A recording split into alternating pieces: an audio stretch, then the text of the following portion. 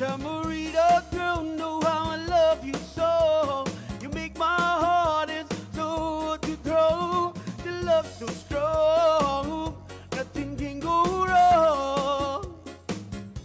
Whoa, Tamarita, girl, native island girl, no other girl like you in this wide world. Oh, Tamarita, girl, native island girl, no other girl like you in this wide world. Oh, Tamarita, girl, native island girl, no other girl like you in this wide world. Hafide and good morning, Guam. I'm Jason Salas for The Link.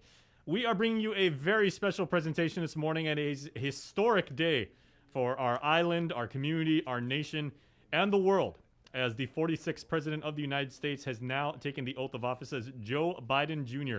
becomes our 46th Commander-in-Chief, and we will bring you all of our interviews, our segments on The Link at 7, but we're going to bring you special extended coverage from NBC News of the inauguration of Joe Biden as the President of the United States. If concluded, would simply mean that a president that incited a riot and attack on the co-equal branch of government couldn't serve in office again. So let's look at it as the simplest. But I think one of the things the American people have to understand is we can do three things at once. The American people are juggling their toddlers on their knees and their laptops on their desks, teaching their first graders how to use the mute button so that they can go to school.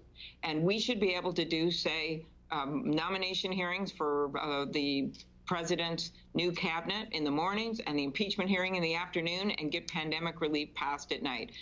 We should do at the very least what the American people are doing, and that is juggling a whole bunch of stuff at a really hard time in their lives. Well, Senator Klobuchar, thank you for your time today. I would like to say my first grader can do Zoom better than I can, so I can verify what you said there. Thank you so much, Senator. We appreciate it. Thanks, Savannah. Thanks, Lester. Okay.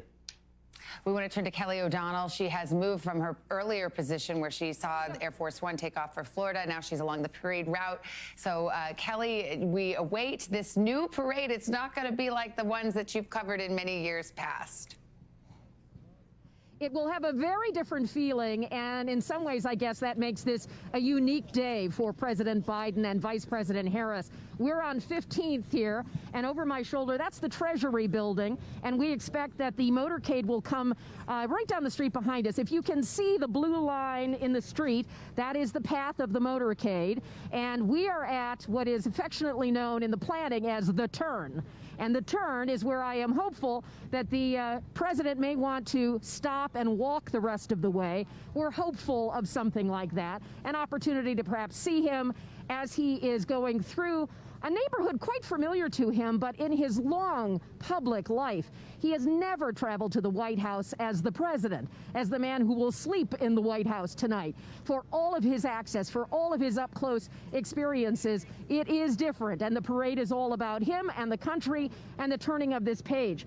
All along this route, you have members of the law enforcement and the U.S. military who are standing as sentries along this route, about 5-6 feet apart, holding their positions, which will be a display as well as additional security in a city that you've talked about so much, has a feeling of being under lockdown, certainly in these federal areas of the district where the business of Washington takes place, very different in the neighborhoods where the people of this community live. But here in the heart of what is the government, it's got a very different feel than other times. So there will be some parade with a reduced number of participants, including the Delaware band, as well as representation from Howard University, the vice president's alma mater. So there'll be some touches that will give people a sense of that human connection. And then it's the walk to the new residence for the Bidens. That will be a family home as much as a place of government business. And for the Wilmington base that has been the home for the transition, now it's the opportunity to live above the store, where President Biden will be able to go from the Oval Office to the residence and to make a place that is familiar to him a family home, as well as a place where he is going to begin getting down to business. As you've talked about, the new administration has a plan to lay out some executive actions over a period of days where they'll be talking about some of those key steps, some rolling back some of the Trump-era policies, others about things that are a part of the Biden agenda. So for us, this is one of those chances to see part of the celebratory nature of this day, where there is a chance to sort of get some of the pomp and circumstance and ceremony that is not a part of a COVID-related event, but they're going to make the best of it here. So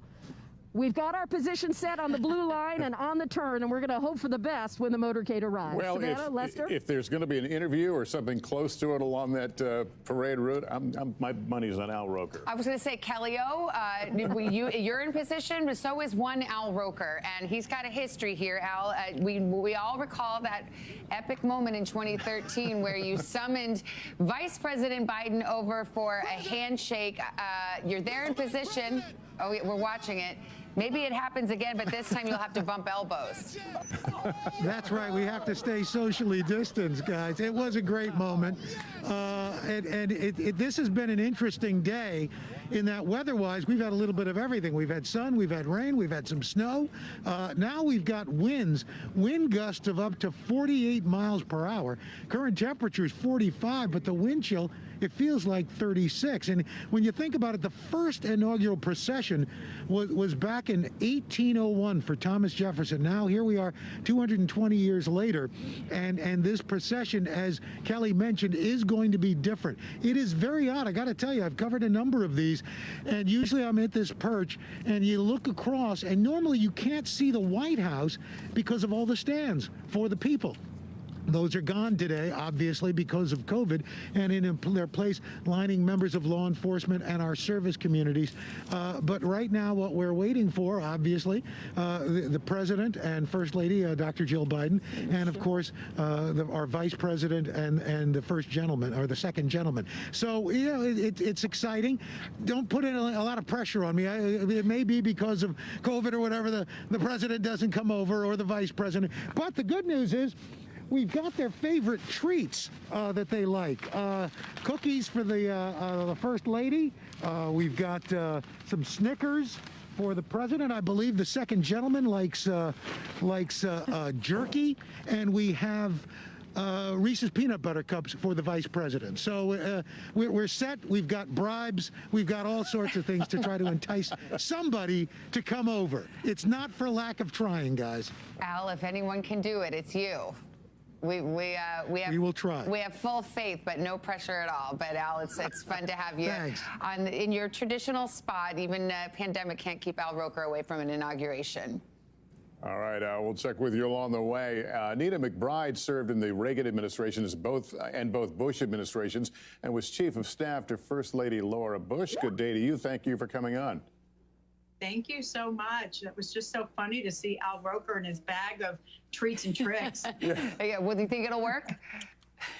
Well, I'll tell you, if they don't take it on the parade route, have him bring it over to the White House, because certainly the resident staff there wants to have all of the special treats and things that the new First Family likes. Yeah. So they'll lead it there, perhaps. Because I know they've been working hard over there today trying to transition the White House for this new first couple. Let me ask you about the First Lady, Dr. Biden. We know, she was very active as Second Lady, especially in areas of families of service members. What do you think? How will she define her new role? Well, I think a couple of ways. Already she has said that she's going to continue working as a professor. So she's going to do that full-time job as well as the full-time job of First Lady, and it's a demanding role. But the other thing is she's already made a large number of appointments to her staff that were announced. For example, her chief of staff. Her chief of staff served as a former ambassador of the United States to Uruguay. So this is a high-powered team. She is reinstating, Dr. Biden is reinstating the Joining Forces Office, which an initiative she worked on with Mrs. Obama. So she's ready to hit the ground running, clearly, with a team in place and initiatives that she's already identified, including working on education, which will cross-cut, I'm sure, almost everything that she does. Anita, I can't help it. I'm very fascinated with the notion of the White House staff having to literally turn over an entire house in a matter of hours, and the clock's ticking because they're literally on their way right now. Can you bring us in, give us any details on what that whole process is like? You've lived through it. Sure, I've lived through it a couple of times, and it's something we affectionately call at the White House organized chaos. I mean, the 100 or so members of the team, of the resident staff under the direction of the chief usher, all have a list of responsibilities that they are responsible for in terms of cleaning the house, which in the COVID world, it's probably, an extra layer of precaution. But then being prepared to receive all the items of the Bidens, to put in their closets, put their toothbrushes in toothbrush holders, hang all their clothes, really remove and replace mattresses, make the beds, make up the guest rooms for anybody who's going to be staying overnight. You have to imagine the first family is going to have some of their large family, if not all of it, staying there. The chefs will want to prepare their favorite foods and have those things ready for them for the first time that they come in the house. So it's an exciting time. It's demanding. It's also emotional because the day starts out emotional with saying goodbye to a departing first family, because regardless of circumstances, they do all become close. And the resident staff, their responsibilities take care of that family no matter who they are and under what circumstances. Does it ever get, I don't want to say homesick, but are you aware of presidents and their families simply not feeling comfortable there? It's not home. It's a home like none other. And is it a difficult transition sometimes?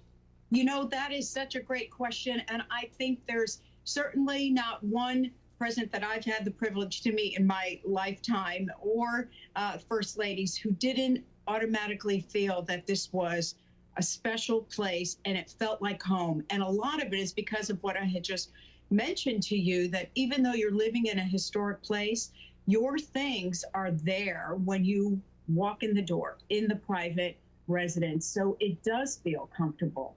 It's a big house, but really the apartment that they all live in is not all that big. It's just quite beautiful.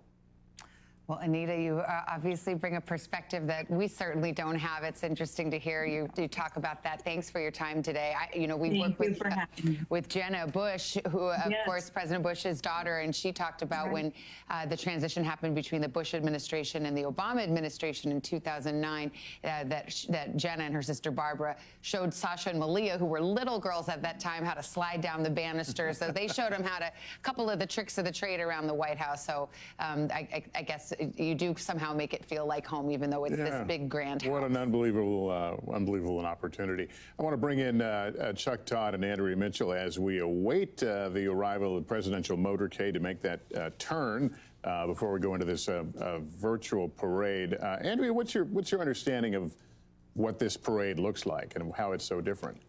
Well, one difference is going to be, of course, that you don't have contributions, live contributions from all over the country, but there will be virtual contributions. But there will be two drumming groups, the Howard University drum group for, of course, the alma mater of the marching band and drum corps, from Howard University for Kamala Harris, the vice president, and also from the University of Delaware for Joe Biden. So that will be two big components of it.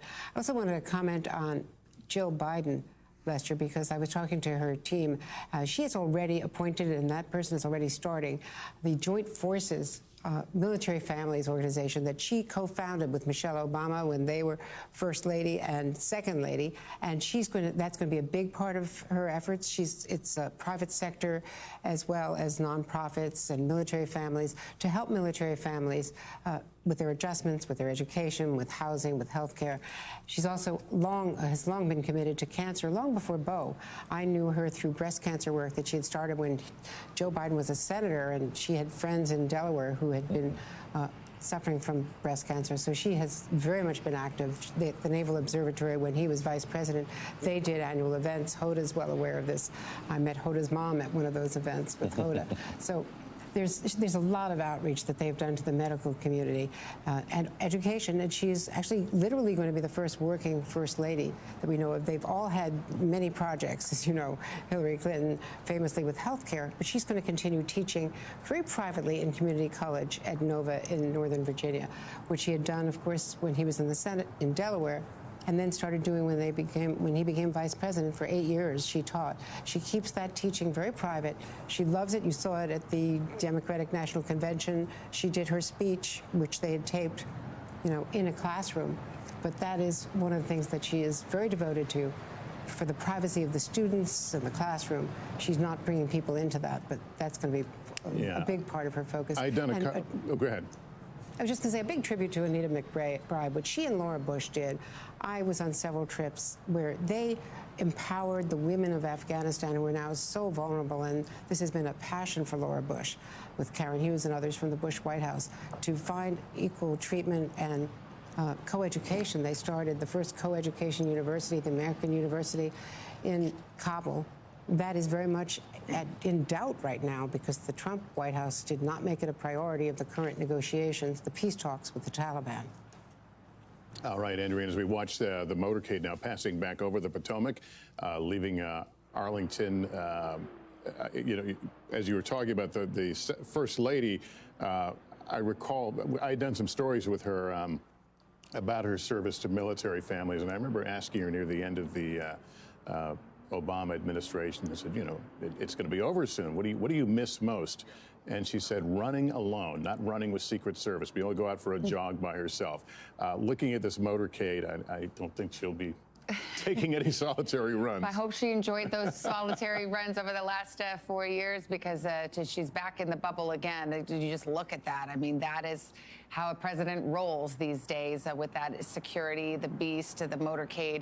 And this procession is headed across the river from Virginia over to Washington, D.C., where normally in a typical year we would have more of a parade. You'd have throngs of people on the streets. Instead, we have throngs of armed National Guard troops to keep it safe. And also because of the pandemic, it was just never going to be feasible to have the kind of a parade and procession that we've seen before. But here's the sad thing. The journey that we've seen so far, he's not been able to come face to face with people on the streets. Not yet. He's been through. But Al Roker is waiting Al for him, Roker's waiting, but it's been a very sterile ride in many ways. But as you point out, our team of intrepid correspondents waiting for when the motorcade does pass. And passing the Lincoln Memorial, which we were talking about earlier, was the site of that solemn event last night. And Abraham Lincoln, of course, invoked, as he always is, it seems, by whether Republican or Democrat, Abraham Lincoln's words are always invoked at these events. And the president did so again today when he said that it was in his soul to do the work of unifying and unity. And Chuck, I know you're with us. We've heard mostly from Democrats today. Senator Klobuchar came on with us, right. Senator Booker, we had Senator Sanders. We haven't heard as much from Republicans. I know you have your ear to the ground as always. I mean, is this good feeling, one of those things where it's a one-day only affair, or do you feel like there might actually be some change or at least opportunity for change in Washington? I think there's opportunity. I think that's the right way to put it. Look, we have a lot of scar tissue, and the information infrastructure in this country is broken, right? We know this. There is a good 40% of the country that basically dines out on alternative realities, and I thought David French earlier really put it well, and it really is a virus inside the Republican Party, inside the conservative media echo chamber. And what I've noticed is what you see is this. Look, there's not a lot of criticism, even from those that were the objectors, right? And some people want to call the seditionists. They've all put out statements saying, I hope he stays being, calling for unity. And of course, it for some, seeing anybody that voted against counting the Electoral College, I think some people think, hey, you've got a lot of nerve being the one saying Joe Biden should be the one practicing the politics of unifying the country. But I think that, to me, says something. They know even the most partisan anti-Biden person knew not to put out something negative today. And I think that tells you, how effective I think his speech was. And look, I do have optimism that there are 15 to 20 Senate Republicans. I don't know if the House Republicans are there. That's the Trump wing of the party. But the Senate Republicans have always been the most allergic to the Trump wing.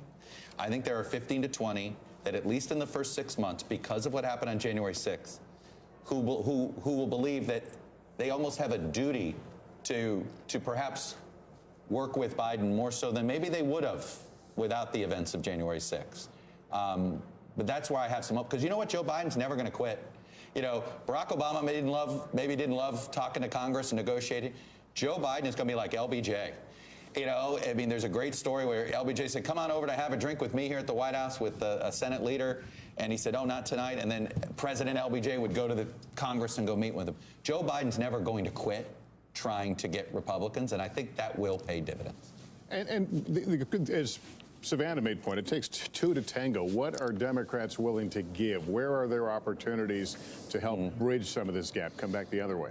Look, I think focusing on COVID and opening the economy is a very, I think, easy bipartisan deal to make. Okay, look, the President Biden's COVID plan, you know, probably the quote hardest two things to get 60 votes on 10 additional Republicans will be on raising the minimum wage and perhaps aid to state and local government. But I actually think that those are achievable. I think where you start to see it get difficult to sort of get bipartisan consensus is going to be when he starts to try to tackle things like immigration. That's still going to be enormously divisive in this town, sadly, because it is easy to demonize that issue. Well, let's continue to watch, and I think we got Kelly O'Donnell, she's in position here. There, and the motorcade it's coming your way, Kelly. And I think it is at about your point that you're at 15th Street and New York Avenues in Washington, D.C. I think that's the point where it's expected the president will get out and stroll for a bit. That's what we're hoping. It's been described as the turn. And as you can see, we now have a parade. So even though the city does not have the spectators, there are still lots of people, law enforcement, military, people who are vendors, who have the secure credential to get into this perimeter today, who are part of this. It is a slow-rolling parade, to be sure, but this will give people a sense of the pageantry of this day on this part of Pennsylvania Avenue, when so much of the focus earlier in the day was about, of course, the swearing in, the Capitol, the West Front. Here we go. This is now officially the turn as police from the Metro Department here, those are our local police officers, are a part of this with the color of sirens. We see the flags blowing in the wind. It has been a chilly, windy day here. And this slow turn is part of the welcome home ride for President Biden and First Lady Jill Biden. And now you can see a color guard.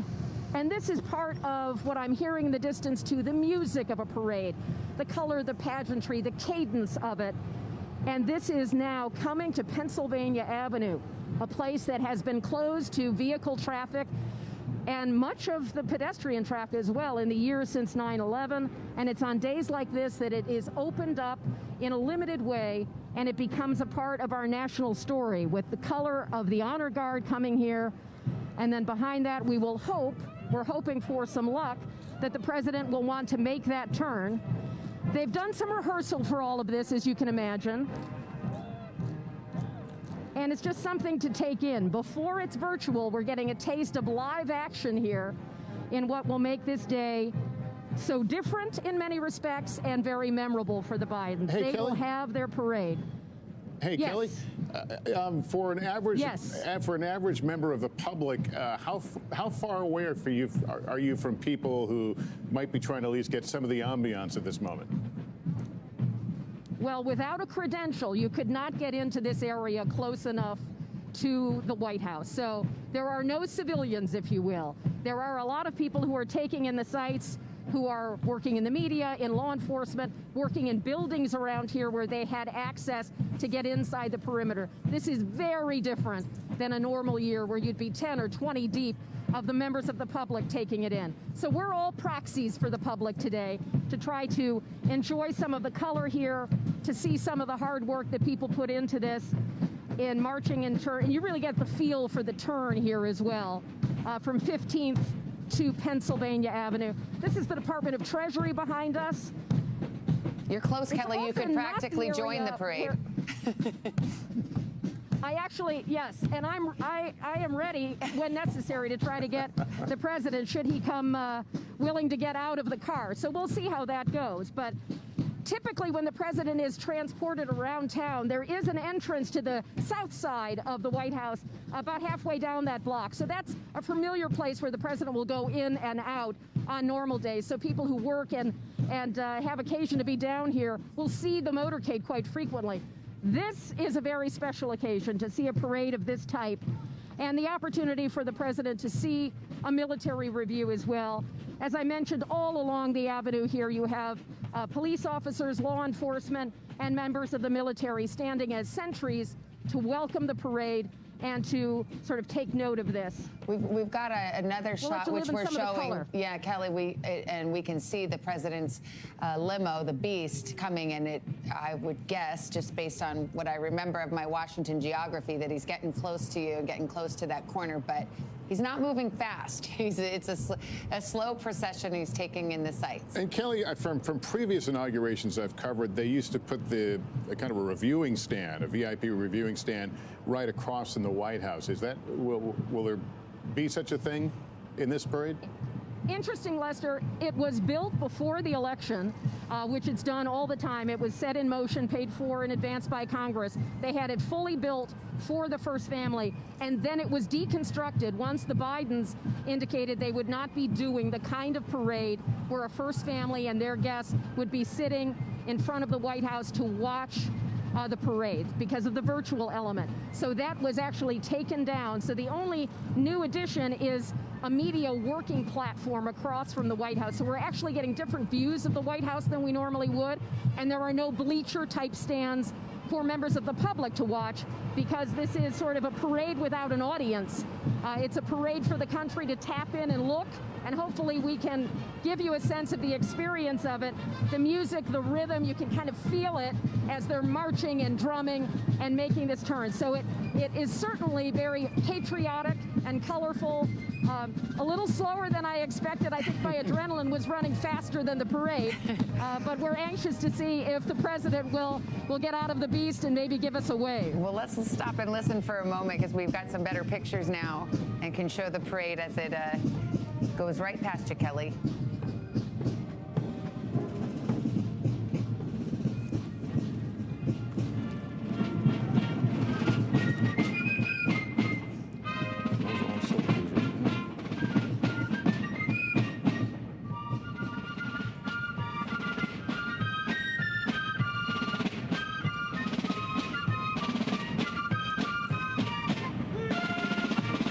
Now in uniforms patterned after those worn by the field musicians of the Revolutionary War, we have the United States Army Old Guard Fife and Drum Corps.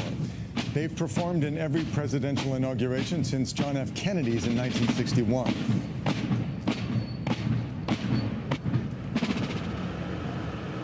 We can tell you that the University of Delaware drum line will immediately precede the president as he makes his way closer to the White House. Well, this is the pageantry that you expect on an inauguration, where you see the old military uniforms, and we heard the Yankee Doodle a little earlier, and these are the grand American traditions that we see every 4 years as we bring a new president into office.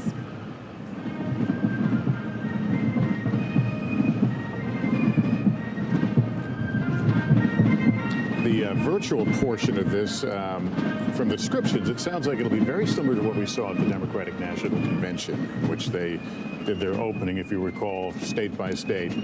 We'll see how it plays out, but that's the impression. At the Democratic Convention, they did the virtual roll call of states, and it sounds like this virtual parade that the inaugural committee has put together will have a lot of that same look and feel. But that is to air after this part of the parade, this short procession. And we see the car slow down, so perhaps we'll see the president and first lady step out in just a few moments.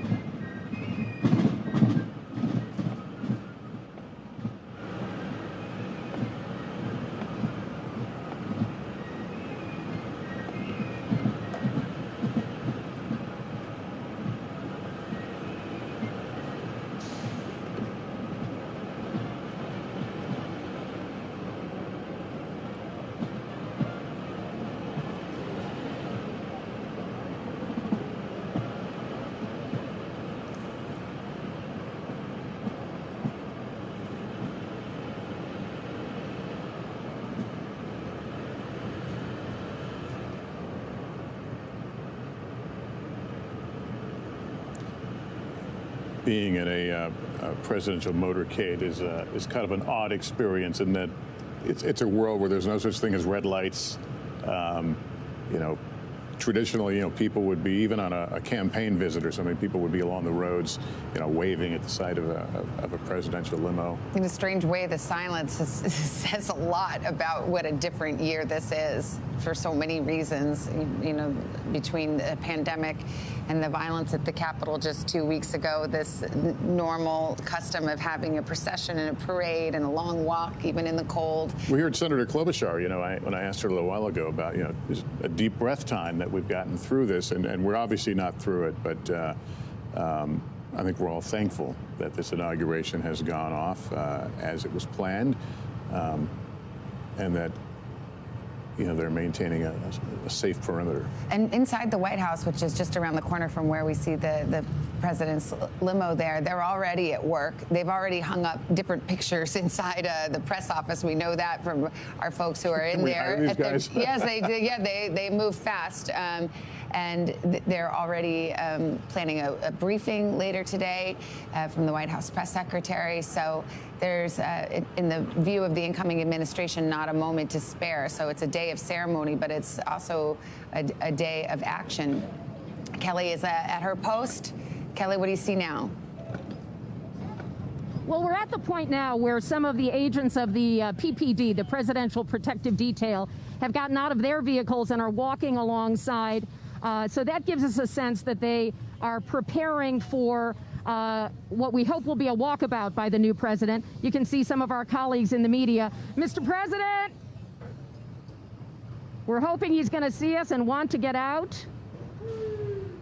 And there we go with the vehicle. This, you know, we've talked about the Beast, which is a couple of years old. It is an extraordinary, I can see the president in there, but he is not looking my way. I'm going to give him the big wave here. I can see him look there. We got a wave back. And I've got questions already, but I'm hoping the president will want to exit the vehicle. Now, the position of these agents suggests that that is coming. The question will be, is it in this moment or farther down? So hopefully our viewers are patient. Perhaps Joe Biden is taking in this moment with a little bit more thought about how his life is about to change. You know, as vice president, it's a life in motorcades, but it's nothing like this. This is a whole nother level, and this is quite an extraordinary day. To have a 50-year public life, and now Pennsylvania Avenue is his home address. What a change for Joe Biden, and what a change for the country today to watch all of this. So I think I have officially missed my moment, but I'm going to put it in the capable hands of Al Roker and others. But I got my wave in at least. So I've seen the new president in his vehicle. As the parade continues, you can see just the magnitude of the support and security around this motorcade, leaving nothing to chance. And as you can also see, lots of additional vehicles that look like they are the Beast, but there's more than one of the official vehicle. And of course, we're anxious to see if the vice president and the second gentleman are going to take a walk as well. So I tried my best. I got a good wave in. I'll have to leave the rest to you. No worries. I don't know. Maybe I think I'd want to come out and take a selfie with the Beast behind me. Perhaps as they make the turn, we will see the president emerge. But at the same time, this is one of those things he must want to live in the moment. You know, he's been to the White House many times, but pulling in as the president of the United States, that's heady stuff. Yeah, it is, and he's really close. He's just around the corner now from the White House and from pulling in, but never pulling in like this as president of the United States, something that he has dreamed about for many decades. His first presidential run back in 1988, and here we are in 2021 at 78 years old. He's the oldest president in American history, taking office at a time of great crisis and great challenge. And the Beast, the presidential limo, is stopped, so we'll see if he's got plans to get out. There had been talk that might happen. Al Roker is there along the parade route. Al, has he gotten to your location, or has he passed you yet, or are you still hoping for that iconic right now we're at elbow bump? We're at a bit of a standstill, guys. You can see the protective detail right here. We've got some SUVs, and then behind us, behind them, we've got mounted police. You can see the media trucks that are obviously with video cameras and things like that. So we are just waiting. You would think that, there's not much traffic, so I don't know what the holdup is. It is rush hour now, here in Washington. They are famous for their rush hour, but we are waiting to see what's going to happen. And right now, I guess they're getting everything set. The president and first lady, I guess, are getting ready to get out. We've already seen the University of Delaware drumline move past us, and so they're just marking time right now, and we are just waiting. So it's only a matter of moments, hopefully, that we will get to see the president. If you notice, members of the military now are at salute. As they get ready for their commander-in-chief to make his way here into the White House. I will tell you, it was a really amazing sight to see. About 20 minutes ago, they were all at ease, and then one by one, they went to attention. And now they are all saluting, ready. Now we see the protective detail starting to move, as is the University of Delaware drumline, the SUVs that had brought the protective detail in are starting to slowly make their way up Pennsylvania Avenue toward the White House. Drums are going, so I think something's getting ready to happen. Here's hoping. We're looking down toward 15th Street, and still not seeing that movement yet. But I think any moment now we could be seeing hopefully the president and the first lady getting out, and then to be followed by Vice President Kamala Harris and the second gentleman, Doug Emhoff. And now we're starting to see the motorcycle police starting to move forward a little bit. The weather's been perfect. In fact, it's interesting. The winds have died down, and the temperature's still at about 45 degrees. So even Mother Nature is smiling on President Biden and the First Lady today, because just about 20 minutes ago, those winds were really blowing at 28 to 45 miles per hour. And you can see now we've got some movement going on now. So, and can barely see the presidential limousine. It is waiting right now. Yeah, hard to know what the holdup is there, Al. We've got some movement going on. Okay, go ahead, guys. Oh, I was just saying it's moving slowly. We can see the limo, and it is moving slowly, but hard to know exactly what the holdup is. They may be just simply making sure the area is secure before allowing them to emerge. They're very, very close. I mean, they are really just steps away from the White House right now. I believe, is Peter Alexander with us? Yeah, Peter, yes, Savannah, we're with you. Yeah, as we wait here, I was kind of alluding to this earlier, but, the Inauguration Day is all about ceremony, but inside the White House, they're already at it. They're there to work. In fact, there's a press briefing, I believe, scheduled for later today. Yeah, Savannah, you're right. And as we stand there, you can see the Secret Service agents, when they put their backs to the door, often that means they're preparing to open the door to the beast with the President Biden inside, just in that position. We will keep a close eye in anticipation of him coming out. We are in what is a parade across America, virtually a parade in effect down Pennsylvania Avenue in real terms, only fitting that Joe Biden would parade down Pennsylvania Avenue. Peter, we're going to go from Scranton. Peter, we're going to wrap the segment. We want to go to Al right now. We did see some movement there. It looked like the second lady was beginning to move toward the door. Let's train ourselves on this camera on the left.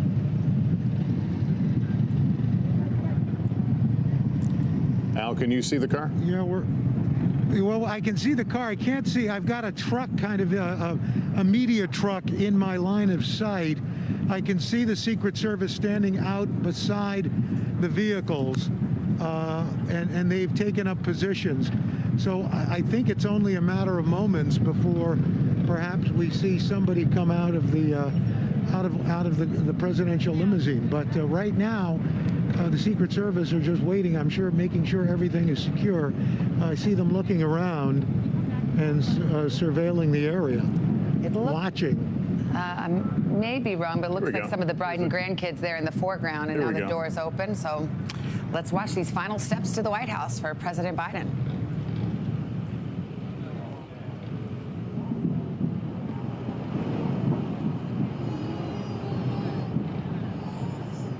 see an open door. Yeah, Al, he's exited now. He's walking around the rear of the vehicle.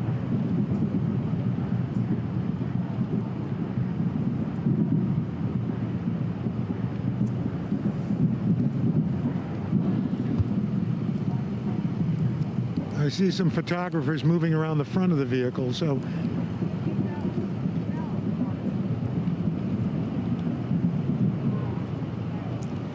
And here is the president, the first lady. Along with the grandchildren. Yes, Biden's son Hunter, his new baby, other children. We're seeing the whole Biden clan making these final steps to the White House right across Lafayette Park on one side, the White House on the other, making their grand entrance on Inauguration Day.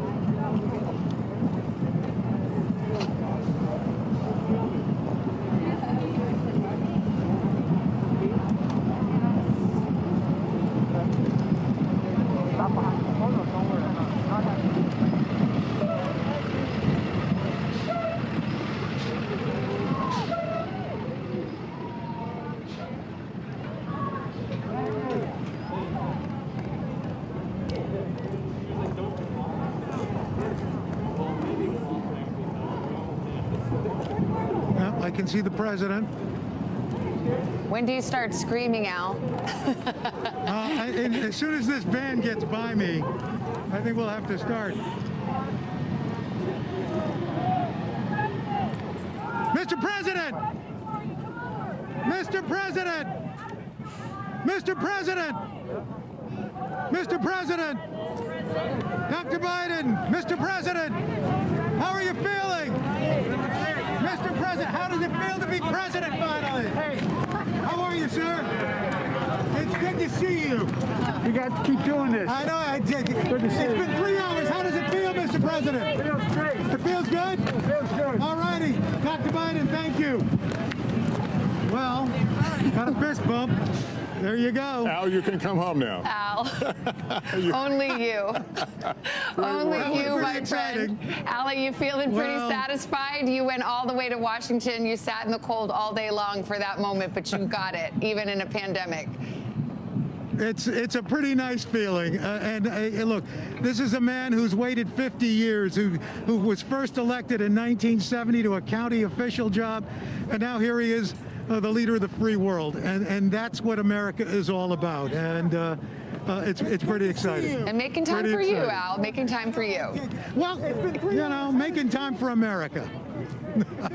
The tradition rolls on. It's a great moment, Al. We're so happy to share it with you. Well, thank you. Thank you. Thank you. And now we're waiting for the vice president and the second gentleman, and we'll see if we can maybe run the table.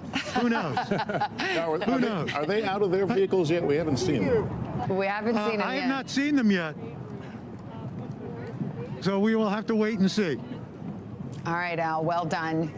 The legend lives for Al Roker and his inaugural moments. We'll keep watching. Al, you'll be happy to know we have 17 perspectives on that same shot, that same moment. So you can be talking about that. And there, it looks like he's talking to Mike Memoli, our producer who has covered Joe Biden for, more than a decade. There goes now. Al's exclusive. And those are the reviewing stands. Normally, it would be just filled with people, but he's stopping and saying hello to a few folks along the way. So the president enjoying this moment. Anyone who has met and knows this man expects him to do something like this. He loves to be, to meet people and to. Well, there's a reason he got into politics. He's all about the grip and grin, and happy to mix it up with folks as they take these final steps into the White House. And Peter, when this is a moment that he'll cherish and remember, and then the hard work gets started. Yeah, no, Savannah, you're exactly right. We saw Joe Biden just moments ago shaking hands with Muriel Bowser, the mayor of Washington, D.C., who has become a familiar name across this country. Of course, she was behind the renaming of what is now Black Lives Matter Plaza, only a short distance from the White House. Joe Biden enjoying these moments, a skip in his step. The boy from Scranton, as we said, parading down fittingly. And again, that was coverage of the inauguration of President Joe Joe Biden and Vice President Kamala Harris. Thank you very much, NBC News. We'll get right into the link here. The Thursday, January 21st episode of The Link on the Breeze is coming your way next. Good morning, Guam. Catch The Link. GU Self-Storage, conveniently located near the Harmon McDonald's. We offer affordable rates, online payments, and auto bill pay for your convenience. Plus gate access daily from 6 a.m. to 9 p.m. Call us today at 648-7867 for more information. Of the day, The Link, only on the stations, networks, and digital media of KUAM Communications. Presented by IT&D and Calvo Enterprises, Inc. Kick off the new year with the new It takes all of us to protect Guam. Join the Guam Visitors Bureau in our social media campaign series aimed to protect our island and each other in this COVID-19 era. Participate in the Protect Guam movement by wearing your mask, showcasing Guam's heroes, staying active, and downloading the Guam COVID Alert app. Post and share your content with us, use the hashtag ProtectGuam, and you could win $100. It's that simple. Check out visitguam.com for details. Let's reclaim our lives, our economy, and our tourism industry.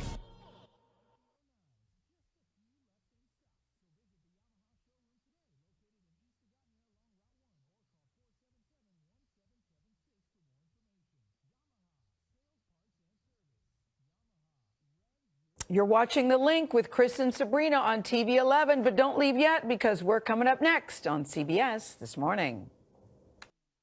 We got your 6. At 6 a.m. with The Link on Breeze 93.9 FM.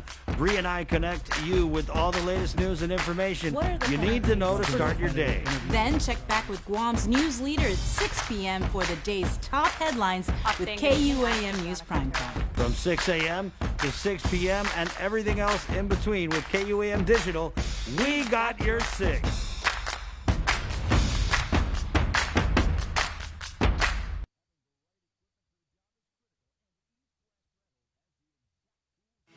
The relationship between Guam and Manila, Philippines is undeniable as we share similar cultural traditions, history, and heritage, with generations of Filipinos calling Guam home. KUAM presents a monthly look at the capital city featuring in-depth and engaging interviews on everything from medical tourism to new business and government leaders. Veteran newscaster Nestor Lecanto delivers Beyond Our Borders. This special program is brought to you by the Bank of Guam and KFC.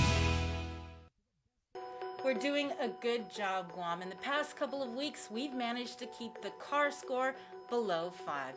Together, we rose to the challenge when the governor asked us all to strive for 5. In the past couple of weeks, we've not only brought the CAR score way down from being in the high 40s to below 5, we've shown the governor that we're capable of altering the course of this pandemic. We were on a path to uncertainty, but now because of all of our actions, we're doing better. But better doesn't necessarily mean that we are out of the woods. We still need to watch our distance, wash our hands, and wear our masks. So please keep striving, Guam. We got this.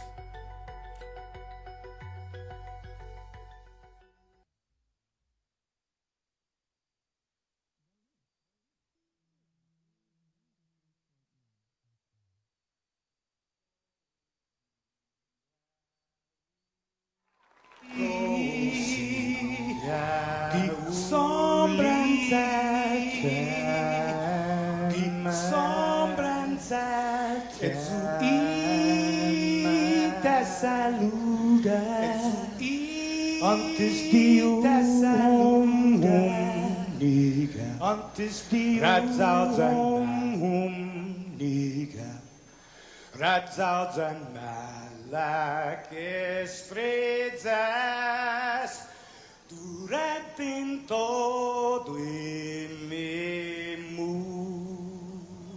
A nogi distancia como kupugi palu. Zangiman malak guafi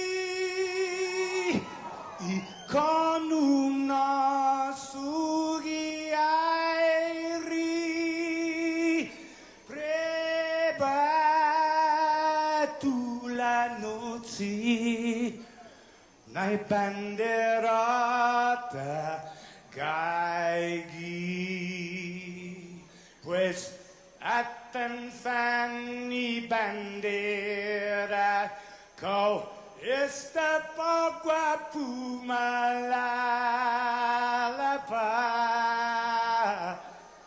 giluk tanu man libri, sentami ti man ko badi.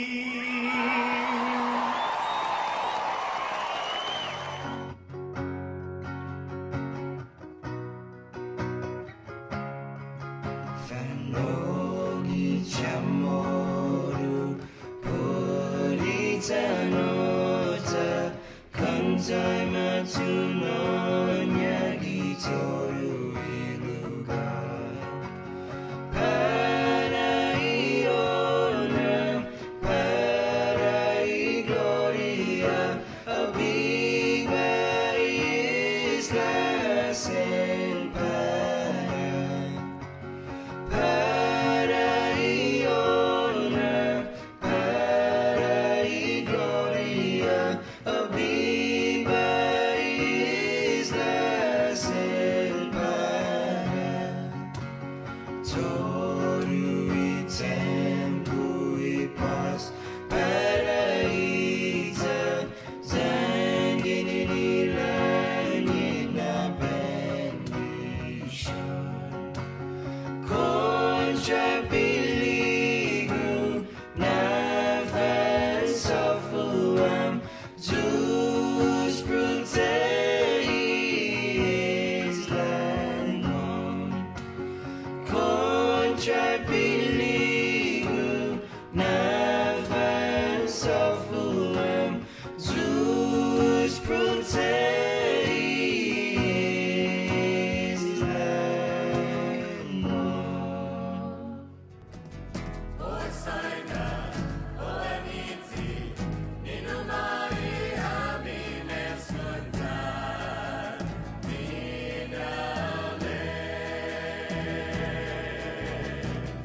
Osaina, Oaniti, Ninumari Hamines Kuntan, Ninale.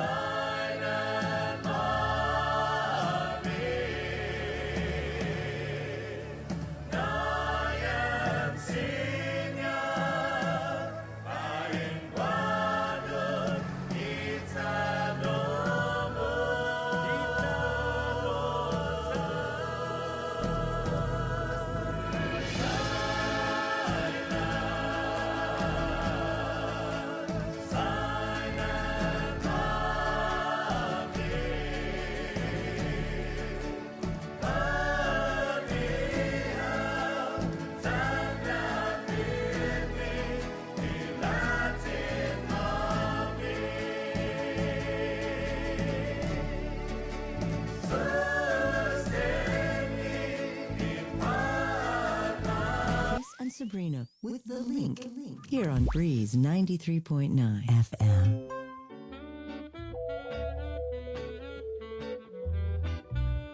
Original music, ladies and gentlemen.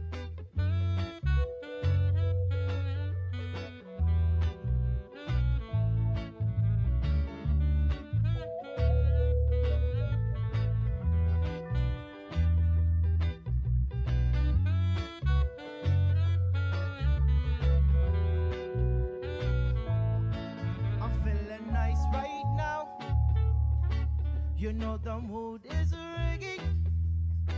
You see, you're all a temptation, a positive statement on what is good. Don't like the groove too fast. See me like it nice and slow. With a skanky little bassline that'll make you move your waistline. So show me, oh, you know, na na na na na, rock steady. Said, won't you rock steady? Oh, come on, rock steady. Oh, love, rock steady. Oh, hey, come on, na na na, rock steady. Said, won't you rock steady? All right, let's go. Oh, please, oh, rock steady. Good. Said, won't you rock steady? Oh, hey, come on, na na na na, let's get on the dance floor, move your body left and right. Hold you so close, and girl, I hold you so tight. Feeling on your grips and no longer is a night. So yeah, I'm feeling tonight. Girl, you know you got me in your trance. So hypnotized by the way you dance. Oh, you got me feeling like I had no chance. Good morning, Guam. Good morning, Guam. Hand sanitize in the middle of that. Well Yeah, done. like it ain't no thing, right? It's just like, oh, here I am. Hey. On this historic day of history, that's historical. They just got done inaugurating the 46th President of the United States of America, and his VP, President Joe Biden Jr., and Kamala Harris there with exclusive and great coverage from NBC News. Thank you to our NBC News partners, and thank you, Jason and Joe, sir, for getting that up for us this morning.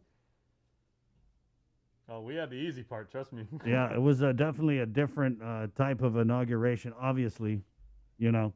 And did you see towards the end of that? I mean, we good thing that we cut out when we did, because Al Roker, longtime broadcaster at NBC. I think he had to change his shorts. He was so excited. Yeah, he really, really fanboyed. But I mean, what an honor to be. I mean, because all the reporters are going to basically call out Mr. President, Of Mr. course, President. right, They're like, yeah. okay. But for the president to go and shake his hand again, they just played this clip earlier from 2013 when it was Vice President Joe Biden, when they were during Obama's inauguration. And so Al Roker was like, Biden, Vice President. And he went over and shook his hand. So he did the same thing this year. This morning, and it was pretty neat. He was very, very excited, to say the least. 7:02, this is The Link. We're KUAM-FM in Agatna, Guam, on the breeze. Good morning, January 21st, year of our Lord 2021. And we're going to be heading out to Washington, D.C. in just a few minutes, where we have former Congressman Robert Underwood standing by. I believe that we're also going to get another one of our buddies over in the nation's capital, Tony Babauta, the former Assistant Secretary of Department of Interior, is also in D.C., so we're trying to get him on at the same time. Hopefully that'll work out. It's 7:03. Other stuff happening on the show today. We'll get Dr. Ho Wen talk about vaccinations. Of course, he's the chair of the Governor's Physicians Advisory Group. Ray Tapasio will give us an update on the Guam Housing and Urban Renewal Authority. They've got a few things going on. We'll also talk with Major Anton Uggan of the Department of Corrections and find out how their PCOR 2 operations are going. And then Sergeant Paul Tapao of the Guam Police Department. Just wanted to start the show by thanking the Guam Police Department and, of course, offering our condolences to the Castro family, as there was an arrest in this murder case. And it is a murder case because, well, Mr. Castro was brutally murdered. I can't even wrap my mind around his decapitation. But because we don't have a medical examiner and there's not been an official ruling on the cause of death, they're going to continue to call this a death investigation until we can get that ME in to do the official autopsy and make that a ruling in black and white that it was a homicide. But, I mean, it was a homicide. And they were able to get an arrest. I know they worked hard through the night. I know it was a long night for the Castro family, but GPD, I think they needed this win. And, yeah, it could have been open and shut, But at the end of the day, they got the guy they believe committed that murder. And it's been tough for the Guam Police Department. There's a lot of things going on. There's a lot of cases that remain open. There's a lot of criticism being levied against the men and women in blue. But I think that this was a reassuring win. I think it was it's terrible to call it a win because a man lost his life and a family is grieving this morning. But there's one dangerous individual behind bars. Okay, so we're going to go on to that. I've got the press conference from the Guam Police Department yesterday where Chief Ignacio was very guarded in his comments and his responses to local media. But from what we know, Mr. Castro was allegedly beheaded by the man they arrested, and his head was taken up north to Dedido, I believe, and hidden. And I don't think they were able to retrieve it until they got the suspect in the case. So it's just all kinds of gruesome. There was a part of the press conference yesterday where someone had asked a question, and the chief of police had said, hey, this is already gruesome enough. I mean, the fact that Mr. Castro was decapitated, I can't even with the family, mourning this guy and then having to hear decapitated. It's just all around very, very tragic. But Chief Ignacio was like, this is already a gruesome murder. I don't think we need to, add anything else to it. So I think he was kind of frustrated with that question. But again, he did use the opportunity to pat his officers on the back. And I think it was some well-deserved praise for the men and women in blue at the Guam Police Department. 7:06 now. There was a release out. We're just going to get right into the show, guys. There was a release that came out from the Archdiocese of Agatna. A member of Capuchin Franciscan Order tests positive for COVID-19, hospitalized at GRMC. So, of course, our prayers are going out to this member of the Capuchin Franciscans. I don't know who it is. I don't know if Polly Mike's going to be, he's standing by the way, if he's going to be able to tell us. But let me just run through this release real quick, guys. The Archdiocese, my name is Chris, by the way. Hey, my name is Chris. Yes, Jason Salas, good morning. Sorry, we just boom, right out the gate. Joe, sir. Sabrina Salas Mantanani is on vacation this week. So it's a boys' week. That's boys with a Z here on the link. Again, from this release, the Archdiocese of Agatna announces that a member of the Capuchin Franciscan Order has tested positive for COVID and was admitted to GRMC on January 19th. The Archdiocese has notified the Department of Public Health and Social Services and has activated its archdiocesan protocols. We're working with public health on contact tracing. The Capuchin priest does not actively celebrate masses at any of the churches in the Archdiocese. However, out of an abundance of caution, the pastors of Our Lady of the Blessed Sacrament in Agana Heights, San Miguel in Talafofo, Santa Teresita, Mingilao, St. Jude in Sinania, and St. Francis in Jotnia have placed themselves in quarantine because of possible exposure to the clergyman who has tested positive. The masses at those 5 parishes overseen by the Capuchins, again, that's Our Lady of the Blessed Sacrament in Agana Heights, San Miguel in Talafofo, Santa Teresita, Mingilao, St. Jude in Sinania, and St. Francis in Jotnia, are also temporarily suspended until further notice while their pastors and staff self-quarantine. Their churches and offices are also closed for the duration. Archbishop Michael Burns and Father Pat Castro, custos of the Provincial Custody Star of the Sea Order of the Friars Minor Capuchin of Guam and Hawaii, ask everyone for their prayers for the Capuchin Friar and all who have contracted COVID-19.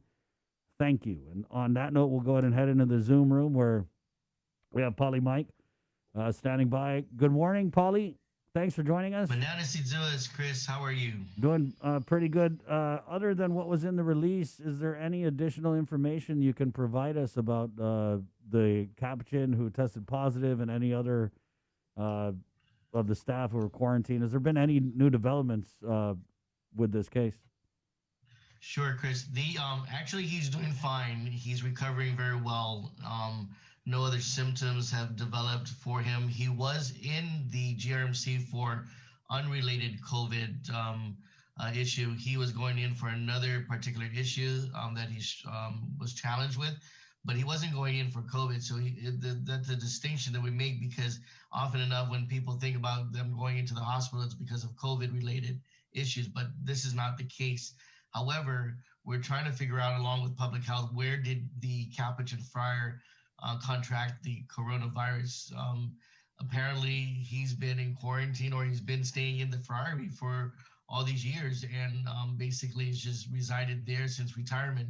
So we're trying to figure that out, who's been into the friary, because as you know, since COVID, they've been restricting visitation and limited visitation there. And so it's only restricted to the friars. So that's a new update. They're trying to figure that out. And of course, vaccinations, they're trying to ensure that all of our priests are working with public health and our task force to ensure that vaccinations are given to the priests as well, starting with 60 years and up, and then of course going lower in age. But we're working closely with public health. They've been very rapid in their response to help us and to help the friary. Of course, very compassionate, very concerned about them as well. So just your continued prayers for them. And do we know how long masses are going to be? And that's what this release is basically saying, is that we're not going to have any masses at these 5 churches. Do we know how long? I mean, traditionally the quarantine is 14 days. Is that what public health is advising? That's correct, but we are now working with public health to get them tested anywhere between the 6th or 7th day, because that's when the peak of when the coronavirus would show itself. We're hoping that they'll test negative. Once they do that, then they can return to their ministries.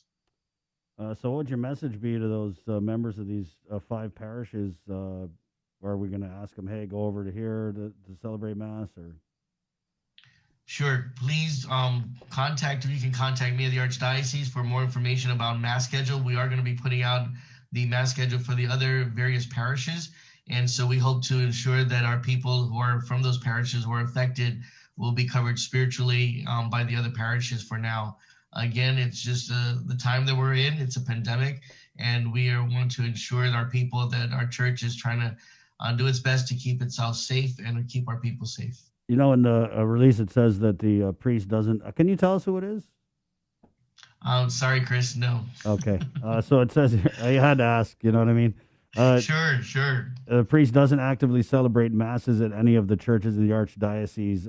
However, those members of those parishes have placed themselves in quarantine because of possible exposure to the clergymen. Can you tell us anything about the nature of this exposure? Because it's a communal setting, they live together. The friars live at the friary, and these priests who are pastors reside there every night. And so that exposure was there. And so out of an abundance of caution and care, the community, along with Father Patrick, their custos, decided it's best for the people that we just remain quarantined until they can get tested and the health officials are able to clear them and release them back to their community. Anything else, Paulie Mike, that you want to get out here for our audience?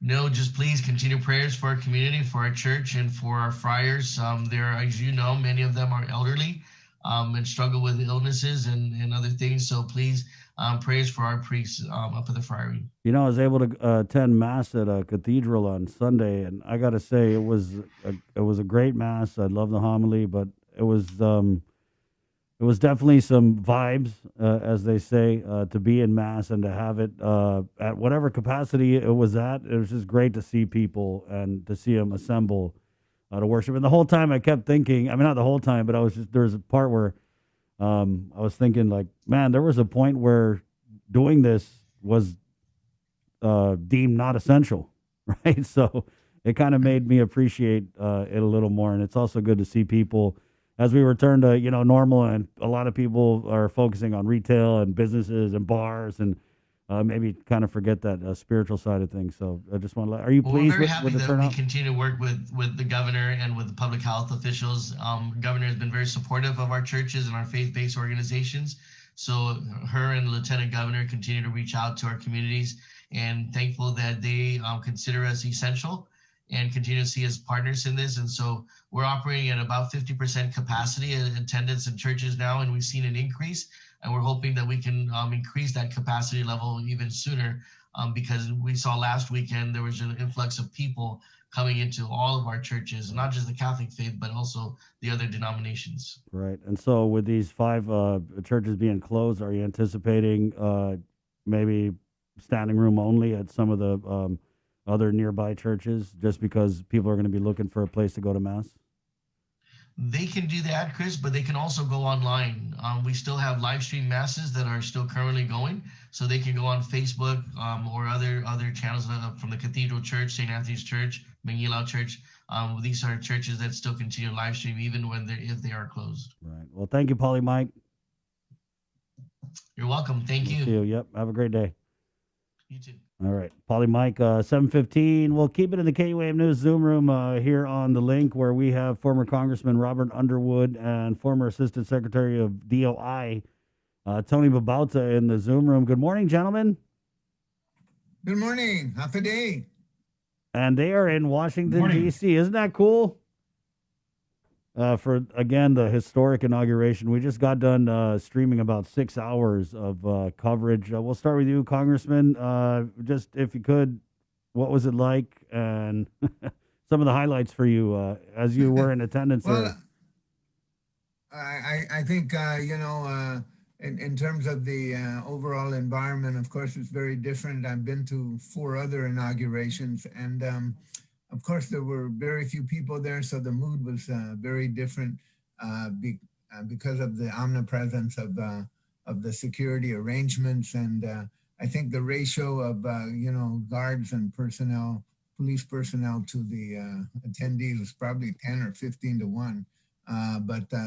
And to see razor wire on top of fences around the Capitol was certainly kind of an ominous sign. But President Biden carried the day. He spoke to us like he's your stable, reliable uncle. Look, folks, this is what's going on. Look, we have to get united. We have to stick together. There's been some problems in the past, but we have to kind of figure out how we're going to relate to each other. And that kind of stability is like, the kind of stability and the call for unity that you experience after you've just come out of a typhoon. You're out and you're looking at your neighbors and say, okay, what are we going to do together now, from now on, as opposed to the kind of twists and turns that we were going through almost on a daily basis because of the previous occupant of the White House. And so I think we're at that stage. In terms of the environment, it's there are only a couple of thousand guests there. So you couldn't really hear, as one of the sitting there, you couldn't really hear any applause because, first of all, we were all far apart because of COVID, as well as the thing. And all you could hear was a kind of a muffled sound of, people with gloves trying to clap. Sounds very odd. Had a kind of a muffled sound to golf it. Clap, golf clap. And then we kept trying to say Viva Biden, but nobody picked up on it. Maybe they couldn't hear you being 6 feet apart. Tony, let's take it over to you. When former Congressman Underwood talks about the post-typhoon thing, that was a pretty neat analogy. Obviously, there's going to be some healing. There's going to be some unity. How hard is it going to be for President Biden to kind of unite a country that I don't even know if they want to be united? It's very polarized. Obviously, people have very strong opinions on both sides of it. So how is he going to bring these two groups of people together in the middle? And how challenging is it going to be to do that in 4 years? Well, I think it'll be very challenging. I don't think anyone is under any impression that the challenges that face the Biden administration are great.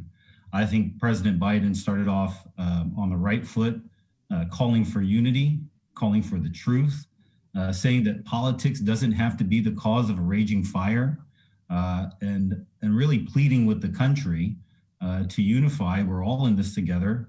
And Mr. Underwood's right. I mean, he's now going to be our stable leader to try to move us through all the issues that confront us today, from the pandemic to racial injustice, equality, raising the minimum wage. I know they're going to start off very strong within the first few weeks, having another stimulus package. I know that the Democratic administration, the Biden administration, wants to put together an infrastructure package to start to try and restart this economy and rebuild the economy and recover from COVID-19. the 50-50 split in the Senate is clearly an indication that everyone needs to be able to work together to try and get us out of to get the country out of the hole that we're currently in. And those are just the domestic issues that we're talking about. Then you have outside the United States that that the Biden administration will have to deal with and try and re-engage re-engage with our allies, show our presence around the world, which is something that that has been missing, obviously, for the past 4 years. But it is a great challenge. But with President Biden, Vice President Kamala Harris, and the message of unity, hopefully we can start getting through all these issues. Congressman, what did you make of the no-show from 45? And I mean, it kind of really elevated former Vice President Mike Pence that he was there. So that was interesting. Oh yeah, it made Mike Pence look like a hero and a very great human being, just by comparison. You know, and so much in life is just based on comparison. You know, and so if President Trump had wanted to leave on a high note, he should have attended. Instead, he wanted to leave on a kind of a sour note, like a petulant child. You know, I'm not gonna go. I'm not going. Instead, I'm going to take my 21 guns and salute myself and say goodbye to all of you. And that's really awful. But I did want to add to something that Tony said. He calls me Mr. Underwood, which is Washington speak. You know, as a staffer. That's just, it's so funny every time we see each other. Well, I wanted to call you Congressman and not former Congressman. So he of course, Tony and I go back a long way. Right. But the re-engagement with the world, which Tony referred to, is really critical. It's really critical because America's leadership is at stake. And I think the most powerful line and memorable line that'll come out of the speech by President Biden was, you don't lead by the example of power. You lead by the power of your example.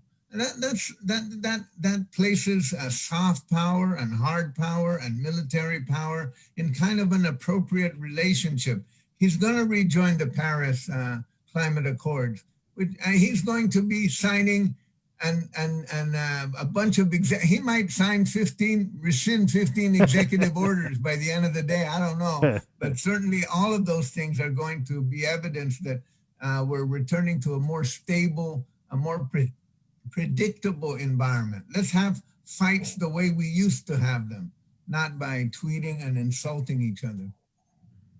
And by using the truth and a set of facts that we can all deal with.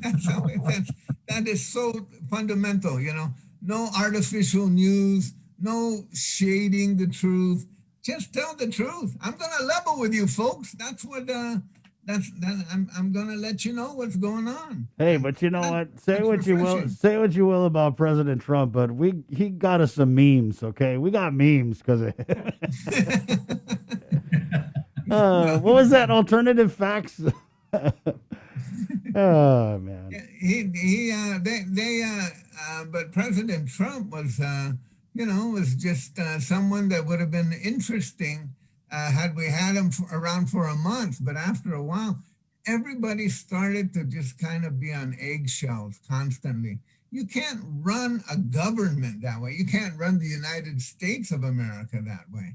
And so what happened is he gutted out the command structure of the military. He gutted out the State Department. The State Department is the soft power of the United States, and he gutted that out. And so now all of those, I'm sure those so-called deep state people are breathing a sigh of relief, you know.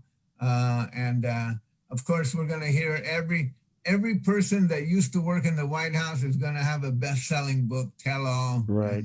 And spill the beans. Let's talk about what it means for Guam. Obviously, Democrat president, Democrat administration. We've got a Democrat administration, obviously here. So, are we going to see some returns on this Biden-Harris presidency? I believe so. I'll let Tony respond to that too. here's the thing. It's just like I said, there's going to be a third COVID relief package. Sure enough, that's what it is. And that the transportation, the infrastructure part, which will go to the Transportation Committee, large parts of it, it's going to give us an opportunity to shape that legislation. And shaping that legislation, of course, involves Delegate San Nicolas, but it also involves the governor and the legislature and a whole kind of all of Team Guam approach. And if we don't have that, we're going to squander an opportunity. So that's really key. And the justice issues, when President Biden talked about racial justice, he's talking about justice issues. When they talk about statehood for the District of Columbia or statehood for Puerto Rico, it means a real vibrant conversation about the meaning of what Guam means to the U.S. because realistically, we're just part of that scene. We sometimes on Guam, we tend to think that Guam federal relationships is really just Guam and the federal government, but there are lots of other pieces to the puzzle, including the District of Columbia and Puerto Rico. Tony, I wanted to Which are going to take center stage. Right. I wanted to ask you just from the DOI perspective, right? So I felt like, and I don't know if it's just the kind of guy he was, but I felt like we had a good relationship with Doug Domenech. And so now that there's a new person coming in DOI, what does that mean for Guam and the territories and, you know, some of the asks that we may have made and will be making? Well, I think we don't know who the incoming assistant secretary will be, but I think we can have some confidence that that the person may have a bit more experience when it deals with relationships between the federal government and the U.S. territory. So we're hopeful for that. We keep our fingers crossed. It kind of goes back to what Mr. Underwood was talking about in your original question. What do we expect to see from a Democratic White House? And I think what you can look forward to is a lot more engagement, especially with our Democratic governor. There's a Democratic governor in Guam, American Samoa, and Puerto Rico and the U.S. Virgin Islands. This is not to say that there wasn't a lot of communication with the Trump White House, but I think when you have leadership speaking at that level, I think the opportunity for engagement, both from Delegate San Nicolas to Speaker Terlahi and the rest of the Democrats in the Guam legislature, and then with Governor Lilian Guerrero, I think the opportunity will be great to be able to try and move some issues forward. Ultimately, you want to be able to take advantage of what a Biden administration will prioritize. So there are other issues beyond COVID, beyond the infrastructure package that will be there. I mean, you want to see that reinvestment in renewables in the territory. So you hope to have more money for that. You hope to have more money for school safety, for facilities, especially in a COVID era. And you want to be able to capitalize on what the Biden administration priorities are going to be. And I think from Governor Lilian Guerrero to Delegate San Nicolas and others, Mr. Underwood, a former Democratic member of Congress. I would like to think that as a former Democratic or former assistant secretary who worked under a Democratic administration, we all have networks that we can reach out to try and advocate for Guam.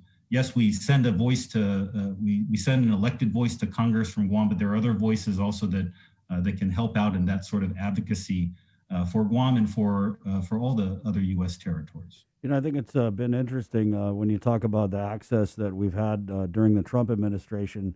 I feel like we did have some access with just because the Republicans or whatever. But one thing I thought was interesting was Congressman Mike San Nicolas has kind of been a little coy and not really too partisan. And, some would have argued that, that's because we have a Republican president, so he can't really come out on either side. But I didn't see anything from him on his numerous social media accounts about the inauguration.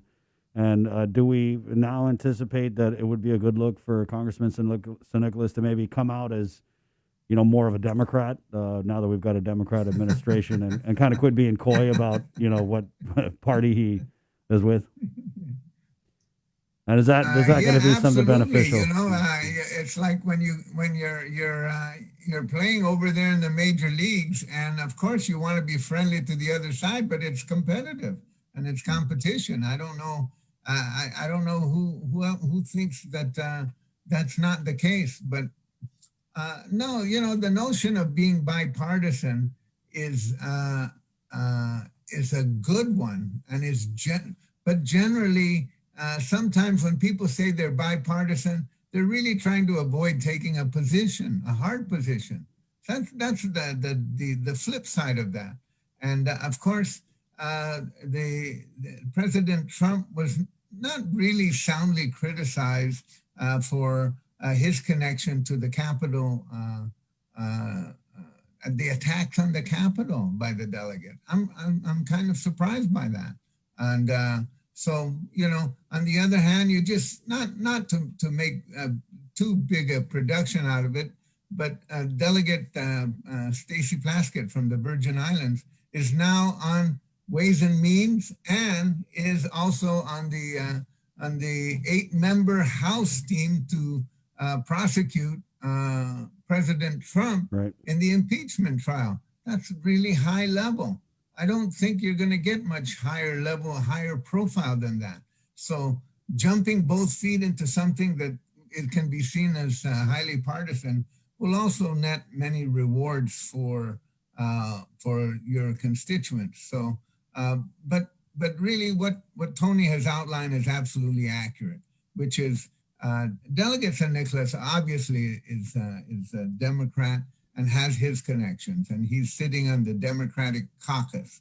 And obviously, Governor Lou Leon Guerrero has a series of other networks, even Lieutenant Governor Josh Tenorio, former Congresswoman Bordallo, Tony himself, me. We all have our networks, and we all want to put them to use for Guam if there's an openness about it in the approach, and there's a little bit of outreach to everybody. And certainly, I think both Tony and I remain open to that possibility.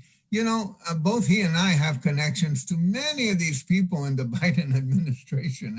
Just by working there for all those years, I don't think I have to say that probably the people who know the most about most of the things that are going on there and have the most connections are probably that are Democrats, that are Tony, myself, and Congresswoman Bordallo, because we've been there a long time and we had maintained relationships a long time. So there's no reason to squander them. Well, hopefully that'd be quite a team. I was just going to say, when President Biden in his inaugural speech talked about unity, politics becomes local, right? You start thinking about how politics becomes local, and really, it's been unfortunate that there hasn't been more unity when it comes to our own, and for our democratic politics on Guam. It seems to be a more divisive, and there should be a call for that type of unity. There should be work and effort put into having not just a unified message, but to be able to take advantage of the fact that there's a Democrat in the White House. I mean, we have strong Democrats with a long history, a strong network, and I think if we have a singular message or a couple of things that we want to go after, and between I think Governor Leon Guerrero and Delegate San Nicolas to try and bring to bear your tools and your resources and people that can help advocate for what Guam needs. Members of the cabinet are going to be crucial in this. Mr. Underwood served with the incoming Secretary of Health and Human Services, Xavier Becerra. I know that he has a personal relationship with Mr. Becerra. I have a one step away personal relationship with Mr. Becerra. I think the sky could be the limit. I think we need to follow President Biden's suggestion about unity, even though we need to recognize that President Biden said unity is elusive in a democracy, but it's not unachievable. And he said if enough of us come together, however, everyone can move forward. And so that's kind of the message that I took away from one of the messages I took away from him. And let me just add to that. Let me demonstrate a practical matter that's in front of the of the people of Guam. There's going to be an infrastructure bill. So there shouldn't be 3 lists of different infrastructure projects being submitted to the Biden administration. One presented by the legislature, one presented by the delegate, one presented by the governor. Now's the time now. It's not impossible for these offices to get together and say, these are the 5 major infrastructure projects we should be pursuing for Guam. And then stick to that so that it's clear that wherever the projects go and whoever the funding sources are, that you're going to find that there's unanimity on Guam for that. Picks, recommendations. Obviously, there is not much any unity right now, but picks for various, there's over 4,000 positions that go with the Biden administration, from cabinets to secretaries to board and nominations. There's 4,000 of these possibilities. The offices, again, which individual should we recommend for this? And instead of coming out with a list and say, okay, here's my list, I want you to support my list. That's just not the way it happens. That's not the call for unity. Jim Espaldon for unity. what was that nomination that Congressman Jim Espaldon for FSM ambassador? Ambassador to FSM. What? What are you? Huh? All right, guys, I'm kind of out of time, but I like the hopeful tone. We'll check in with you That's right. in 6 months. Well, we're hopeful guys. Yeah, and okay. you know, Chris, you're a hopeful guy too. You know, I've been called worse. So again, Chris, Tony hopeful Barnett. doesn't have the same ring as malfunction, but yeah, I'll take it. Okay. Thank you, Congressman. Thank you, Tony.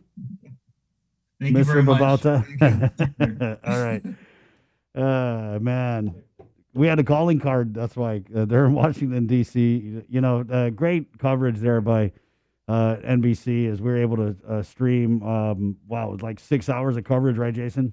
Yeah, I believe we had our broadcast started at midnight, and then we carried, Mr.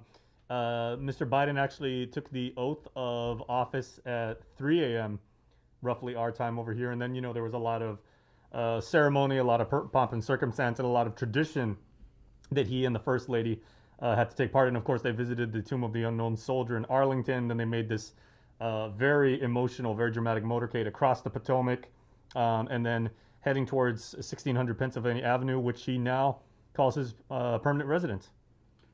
There was a lot of history. I mean, if you just watched it, I mean, there was a lot of stuff. If little tidbits, right? They're putting out. Yeah, and actually, Glenn Lujan, who is now in his second day back teaching at Louis P. Untalan Elementary School, he was saying there were a litany of teachable moments that they can pass on to students just based on what happened today in the nation's capital. And I mean, let's not gloss over Kamala Harris. I mean, the first woman, first African American vice president. Okay, and point of correction. So okay. Yeah, thank you to our former congressman. Because what did I say? I said it at Arlington. He said it's the tomb of the unknown. Okay. Actually, yeah. Thank you, Congressman. He's still there. He's still nice. Okay, 7:30. Always serving the community. Let's get Dr. back into the KUAM News Zoom room where we have Dr. Ho Wen of the Physicians Advisory Group and AMC. Good morning, Doc. Hey, good morning, guys. Good morning. It's very good to see the inauguration on TV. What'd you think of that, Doc? It's great. I tell you, it's time to move on and see if we can do better in this next 4 years. Well, let's do better here on Guam, Doc. I don't know where to start here. Maybe we were the Physician Advisory Group. Are you guys meeting tonight? We're going to meet tonight. You don't or you do? No, we will. We meet every Thursday, Chris. Okay. Sabrina. Yeah. So what's on the agenda? We still have to kind of follow up on the new quarantine guideline that we submitted last week. And because the mandated when the guideline from CDC that for international travel coming up here in the 26th of January. We again that guideline that we propose kind of almost follow the CDC guideline regarding requirement for the 72 hours PCR test prior to arrival. So we had to follow through with that because I think by the end of next week we have to implement some type of change. Doc, and if you could, what and how will the quarantine policy be different if you guys approve what you're looking at tonight? Well, when the proposed guidelines that we will require the 72 hours PCR testing prior to arrival, and then the Q factor is still in place, but hopefully we can test it out a little bit earlier just because it's 72 hours. We can test out to propose on day 4, day 5. If it's negative, you can go home for the next 7 days quarantine with the SARA Alert and the Guam COVID app in place. And also if you positive, because a new strain of the COVID that just in the U.S. If you test positive, you will be under isolation factor for hotel for the next 10 days. You cannot do home isolation. Wow, that's a big change. You don't have just because with the new strain is so much more effective that it's a big risk for people in Guam if you do home isolation and you break the isolation at home. This is going to be a huge risk for what we have right now. So, Doc, are these pretty much going to be the new quarantine policies, or is it something that you guys are just discussing?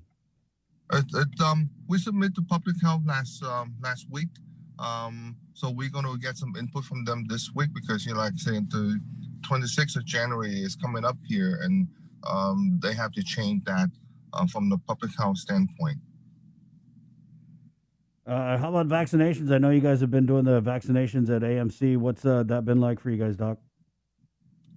No, so far, in the past week, we requested 300 more doses yesterday, so we come up to about 500 doses that we given this past week.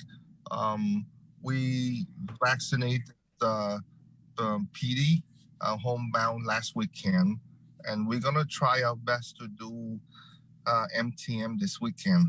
It's a lot of fun for us, and so it's very rewarding to be able to go out to the homebound Manumco and give the vaccination at home for them. Is there a schedule or something, Doc? Because we do get a lot of comments about people wondering about the homebound vaccinations. No, it's a volunteer. It's our nursing staff and want to extend their time to the homebound. We understand that a lot of people go out clinic and request that. So we decide to put our team together and we try our best to do it. It takes a lot of time for the staff. So we actually have to observe them at home for 15 minutes to 30 minutes. So it's very time consuming, but again, it's very rewarding. You see, it's amazing how this homebound Manumco have been at home for the past 10 months. Wow. And it's really nice to see the smile and the gratitude to what you do. So it's a nice program. So we're going to try our best to spend some time during the Sunday and go out to their house. So this weekend we're going to work with Mayor Paco and get the MTM homebound folks to be vaccinated.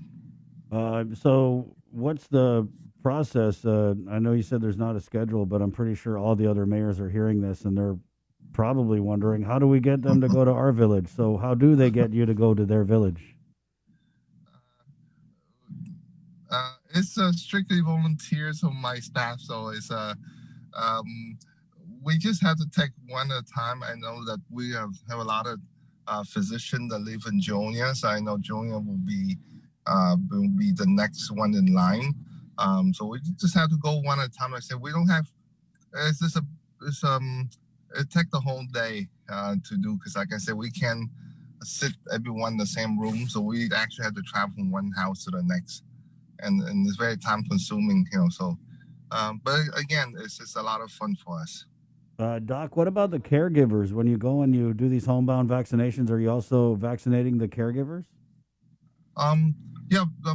When we vaccinate the homebound, we ask them, we would like to give the primary caregiver the vaccination also. So usually when we go out, we carry double the amount of vaccine. So that way we offer the primary caregiver also at home. And surprisingly, some of the primary caregiver are 60 plus.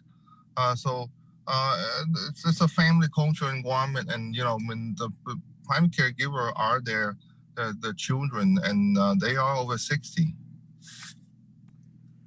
Doc, we had a question here. I don't know if you know, but any idea when the next public testing for public health will be conducting?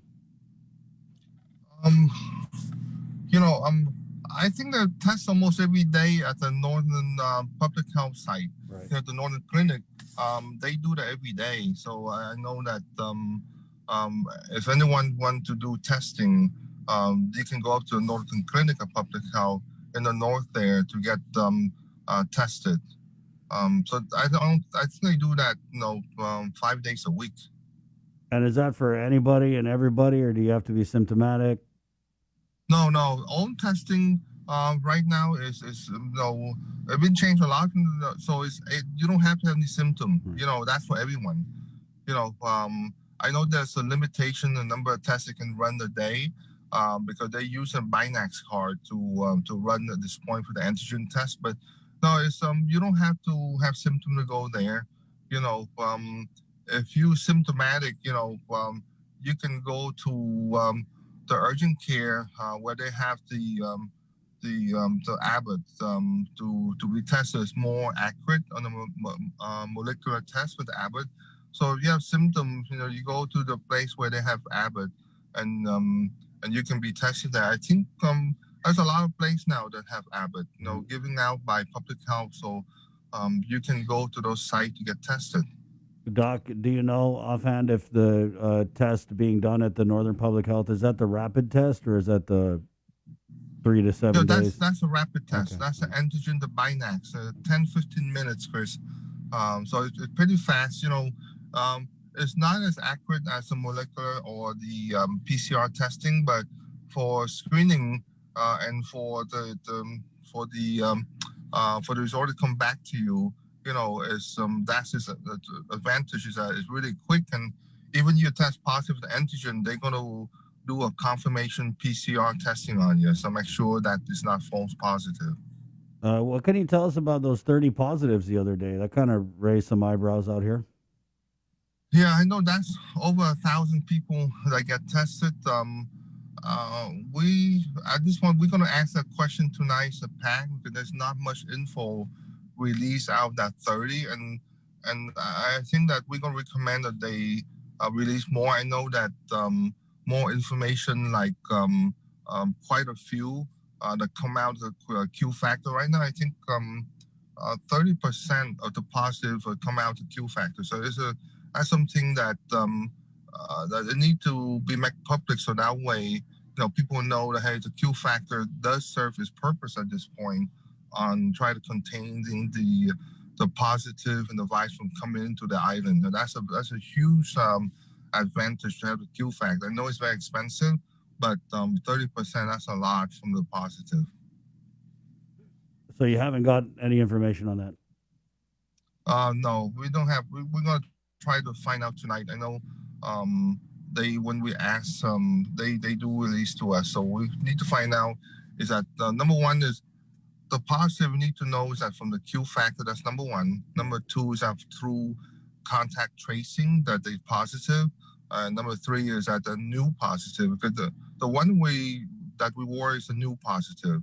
that have no contact to anyone that positive. So those are in the community that we really need to find out, because we need, public health to really do the isolation and contact tracing as fast as possible in order for them to contain the virus. So the third one is most important, the new positive that have no contact with anyone. Doc, are you concerned at all as we move toward this vaccination posture that things like contact tracing are kind of falling behind? That's the question we always ask to see, because public health do the best they can. They have limited resource. Either they do, they have a lot of things that play their vaccination, their testing, their contact tracing. It's a lot. So I hope that the contact tracing and the surveillance team are intact and not getting pulled out to do other tasks, just because that's very important as we go through the vaccination program, that more tests need to be done rather than decrease the testing, because people, we try to pass a message that vaccination doesn't mean that you put your guard down, that 3W will continue to be practiced for everyone, because you can still have the infection even if you complete the second dose of the vaccine. Again, the key program, the key point for the vaccination is that decrease the death rate and decrease the hospitalization, but doesn't mean that you cannot be a carrier for the virus. So you still have to do the 3W that we've been doing the past 10, 11 months. So, Doc, it kind of sounds like you believe we should be doing more community mass testing. I just texted Janella. I said, hey, when's the next mass testing outreach? She responded, we're working on a schedule. Hopefully we'll announce next week, because I think we're getting comments. People want to know where they can go get tested.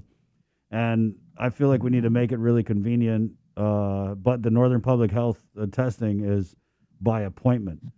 So you're saying we need to do more testing? We need to do a lot more testing. I tell you, that's a consensus for everybody. In the U.S., anywhere, that we need to do much more testing until this whole vaccination program is complete. And I don't know, the projection line for the immunization range anywhere from July all the way to December 2021. So it's a huge range, and because there's a lot of factor in there in play, supply, demand, and how we roll things out. So until we have 75-80% people vaccinated, we really have to be careful and do more tests, and again encourage people to continue on the 3W. You have to. And the 3Ws again: wash your hands, watch your distance, wear your mask, and wear your mask. Watch the distance. Got it. Yes. And don't let your guard down.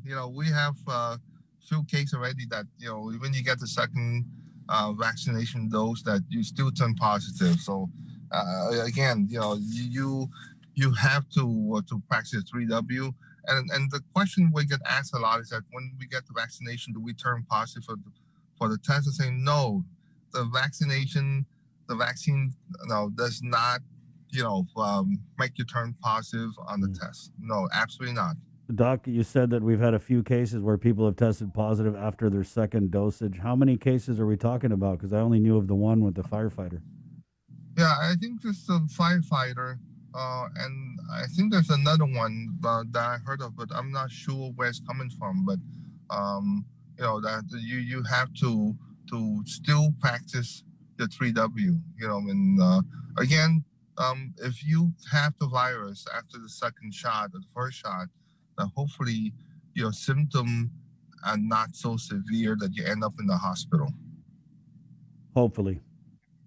Yes. And that's the key. So I highly encourage everyone to get vaccinated when their turn come.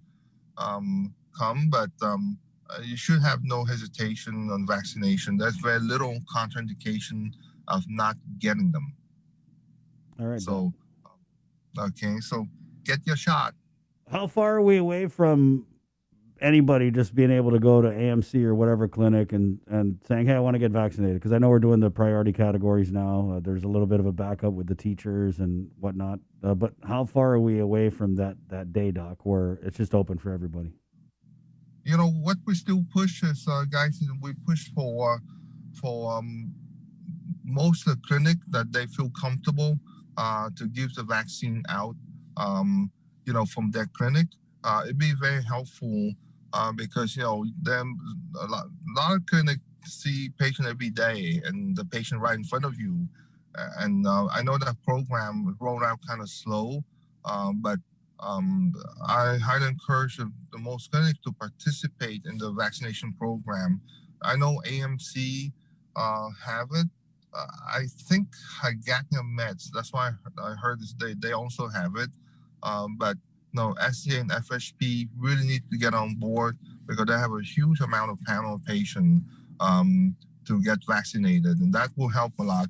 So right now for AMC is that, no, if you come in with your appointment, you will if you meet the 60 plus, you will get vaccinated. And we also come up with a list of patients that's 60 plus and over, either is AMC patient or not AMC patient. When they call in for vaccination, we put them on the list, so that way that when we open a bottle, we need to have 10 people to be vaccinated. So we call people come in from the list to get vaccinated. So yeah, I mean, people can call and we put on the waiting list, and once we open the bottle, we just call and come in, and there's no waiting line. They just come and get the shot, be observed, and then go home.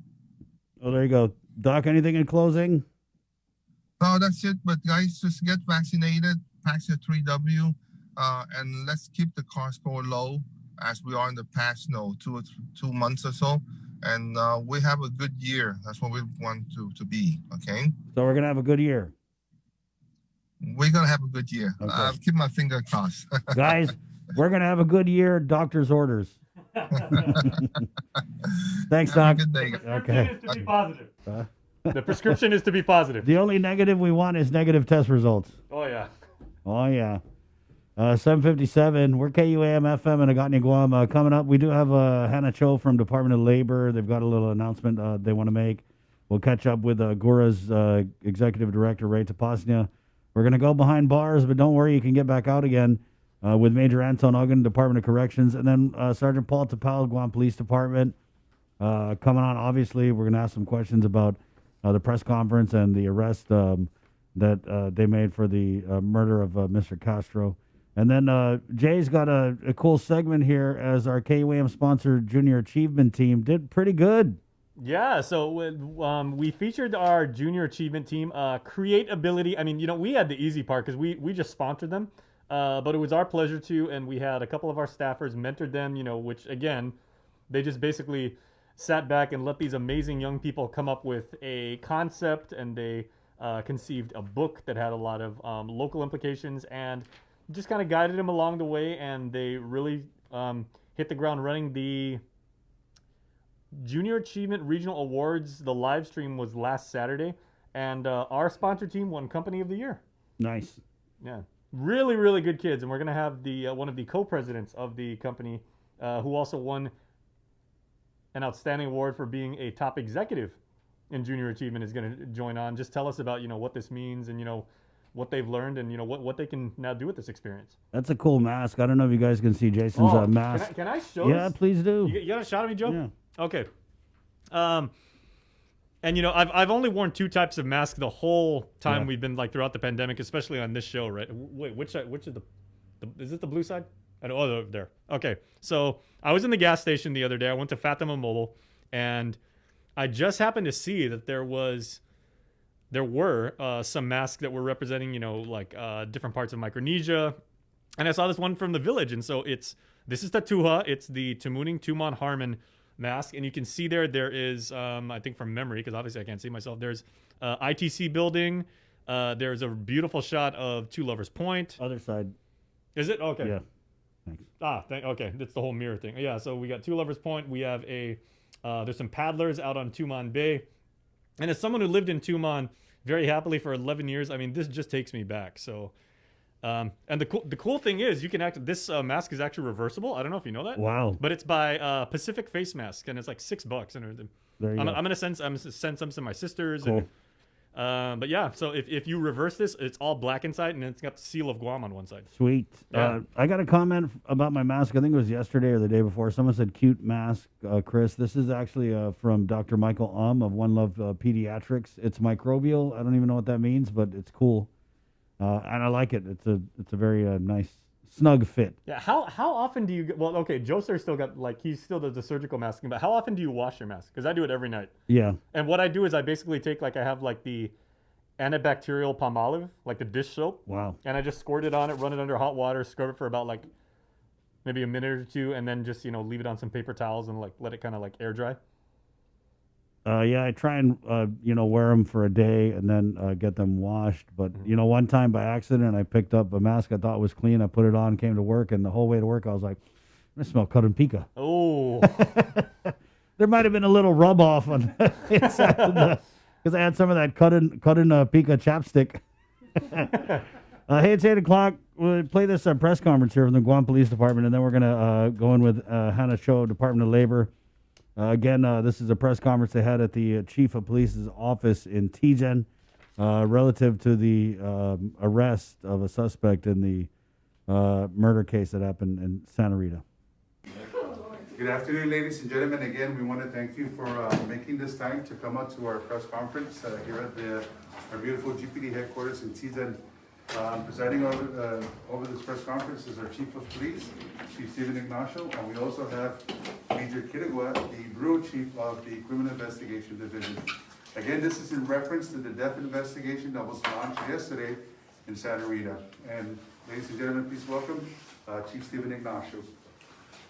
Howdy and good afternoon to our media partners, and thank you very much for joining us on such short notice. So I'll just read through briefly the points that we prepared for today's press briefing. So good afternoon and thank you all for being here today. As reported yesterday, the Guam Police Department had launched a death investigation regarding the discovery of a lifeless man who was found decapitated within an apartment complex in Route 12 Santa Rita by a family member. This was confirmed by officers from the Southern Precinct Command, which prompted the activation of Guam Police Department's Criminal Investigation Division and our Forensic Science Division. The man was later identified by family members as 61-year-old Andrew Ray Castro. During the course of the investigation, detectives assigned to CID conducted numerous interviews and canvassed the neighborhood, which led to the identity of a person of interest. Detectives were later able to locate 40-year-old Donovan Allen Chargaleff Ornelas, who was brought to GPD for an interview. Through the course of the interview, Mr. Ornelas had provided information as to the incident surrounding the death investigation. Detectives were also able to locate and confiscate evidence relative to this incident. Donovan Allen Chargaleff Ornelas was later arrested for murder, aggravated assault, and possession and use of a deadly weapon in the commission of a felony. Although an arrest has been made, our detectives continue to work with this investigation, and the autopsy, of course, is pending at this time. Okay, we continue to work closely with this investigation with the Attorney General's Office Prosecution Division. Okay, and that's the information that we're providing for today. Chief, can you spell the arrestee's name, Donovan? Yeah, Donovan is D-A-N-O-V-A-N. Last name is spelled Ornelas, O-R-N-E-L-L-A-S. And so I know that it was still early on in the investigation to release any details about what his condition was, what type of wounds, but you confirmed that he was found decapitated. Yes, he Our was. sources are saying that his Well, what can you tell us about that specifically? Well, what I can say is that yes, we did find the lifeless body of Mr. Castro, who was decapitated, and that we did recover his head at a location in Dedero. So it was found in a separate village. Yes, it was found in 2 separate places. Did you guys learn that information after interviewing Ornelas? We learned that through the interviews that we conducted. Any idea if both Ornelas and Castro knew each other prior to? Yes, our investigation revealed that the 2 are familiar with each other. They may have some type of familial connection. We're hearing that. And is any of this believed to be drug related? We have information to believe that this may have been a result, or there was drugs involved in this investigation. What type of drugs? I'm not sure at this point. Yeah. But we'll talk to the detectives and determine what type of drugs may have been involved. Chief, with the state of how the victim was found, I would liken it to reports of a broad gang violence. Is there any inkling that it might be related to any sort of gang I have no information at this point to say that this thing was gang related in any way, shape, or form. Does Andrew Castro have any history with the police? With any criminal history? I'm sorry, no, none that I'm aware of at this point. And so you said that evidence had been confiscated. Can you specify what type of evidence? Just evidence that is part of the investigation. Of course, when we're looking at any homicide investigation or death investigation of this sort, a person was decapitated. So of course we look for evidence of what may have been used for the decapitation. We look for blood. We look for any other type of evidence that may relate the victim and the suspect to each other, and that may help in the investigation. So it's just evidence in general. Chief, can you talk about who found the body and maybe the head? Like who? Well, I think we just leave it as it was found by a member of the family, right? Yeah. Yes, ma'am. Is Donovan known to GPD as well? Does he have a criminal record? Does he have any criminal history? I don't know if he has any criminal history that I'm aware of. Yeah. Chief, I had some reports from family members saying that the victim was also wheelchair bound. Is that something that you can confirm? What I can confirm is that I believe that the person or the victim has a disability, but I cannot confirm if he is a wheelchair bound person. Yeah. Did we find the weapon used? That's still part of the investigation. I think it's too premature to determine or make a statement that we have a weapon that was recovered. No, it's too premature to state. It's not a yes or no. It's premature to make a statement to that effect. What did Mr. Ornelas provide any possible motive or reason behind the attack? We'll leave that for the investigation and the prosecutors. But again, I think I like to point out that within 24 hours, the Guam Police Department was able to locate and make an arrest in this case. Understanding the gruesomeness of how this death occurred, I think it's important, to call the members of the media so that we can get the message out to the public that despite how gruesome this death occurred, the Guam Police Department, its officers, worked diligently and feverishly through the night so that we can catch this person. So CID then was able to get a confession then from Ornelas to result in this murder charge, aggravated assault, possession and use of a deadly weapon. And so that tells us then that while you said it's too premature to say that you have a weapon, you have a weapon. Definitely. I mean, if it's just like any other basic investigation, Nick. If we're dealing with a gunshot wound victim, then of course we're going to look for a gun. If we're dealing with a stabbing victim, we're going to look for an object which may cause a stabbing. It may not just be a knife. It may be other types of object, an ice pick, right? So any sharp object. So I think, like I said, it's safe to say that we have located evidence, or of course in any investigation, the basic criminal investigation is to look for the items of evidence that link the suspect to the crime scene and the victim. So sad. Chief, are you able to speak on the manner of decapitation, on how, if it was a rough cut, if it was something? No, Pete, I think it's suffice to say that the victim was decapitated.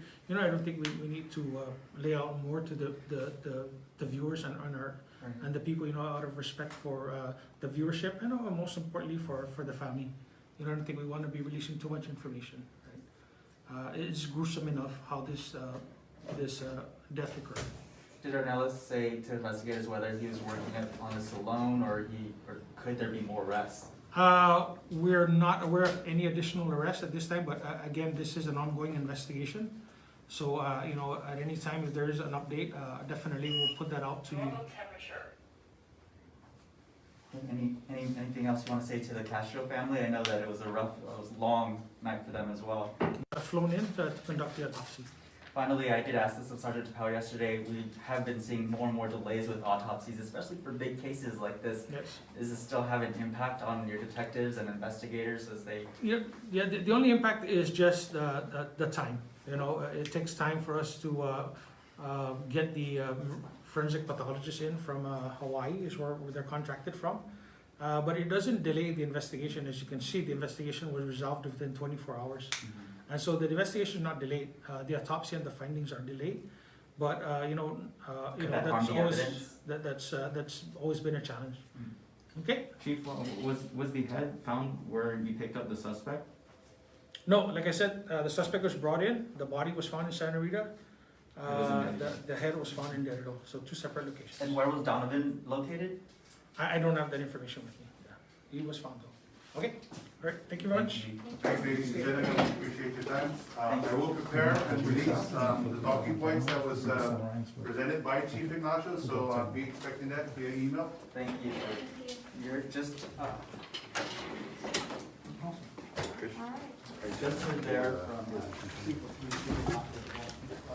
So we were just briefed by Chief Steve Ignacio on the state of the victim, and he did confirm that it was a decapitation. More information is being brought up as far as their investigation, but as of right now, it is confirmed that it is Andrew Castro, 61 years old, stayed in the Valley's apartment for about a year, and they had his wife had found him decapitated in his room. We'll have more information for you as the situation develops. Santos from the KUAM news team. And again, our condolences are going out to the Castro family of Melissa. Andrew was a member of the Castro Boys. These guys are legendary Chamorro musicians.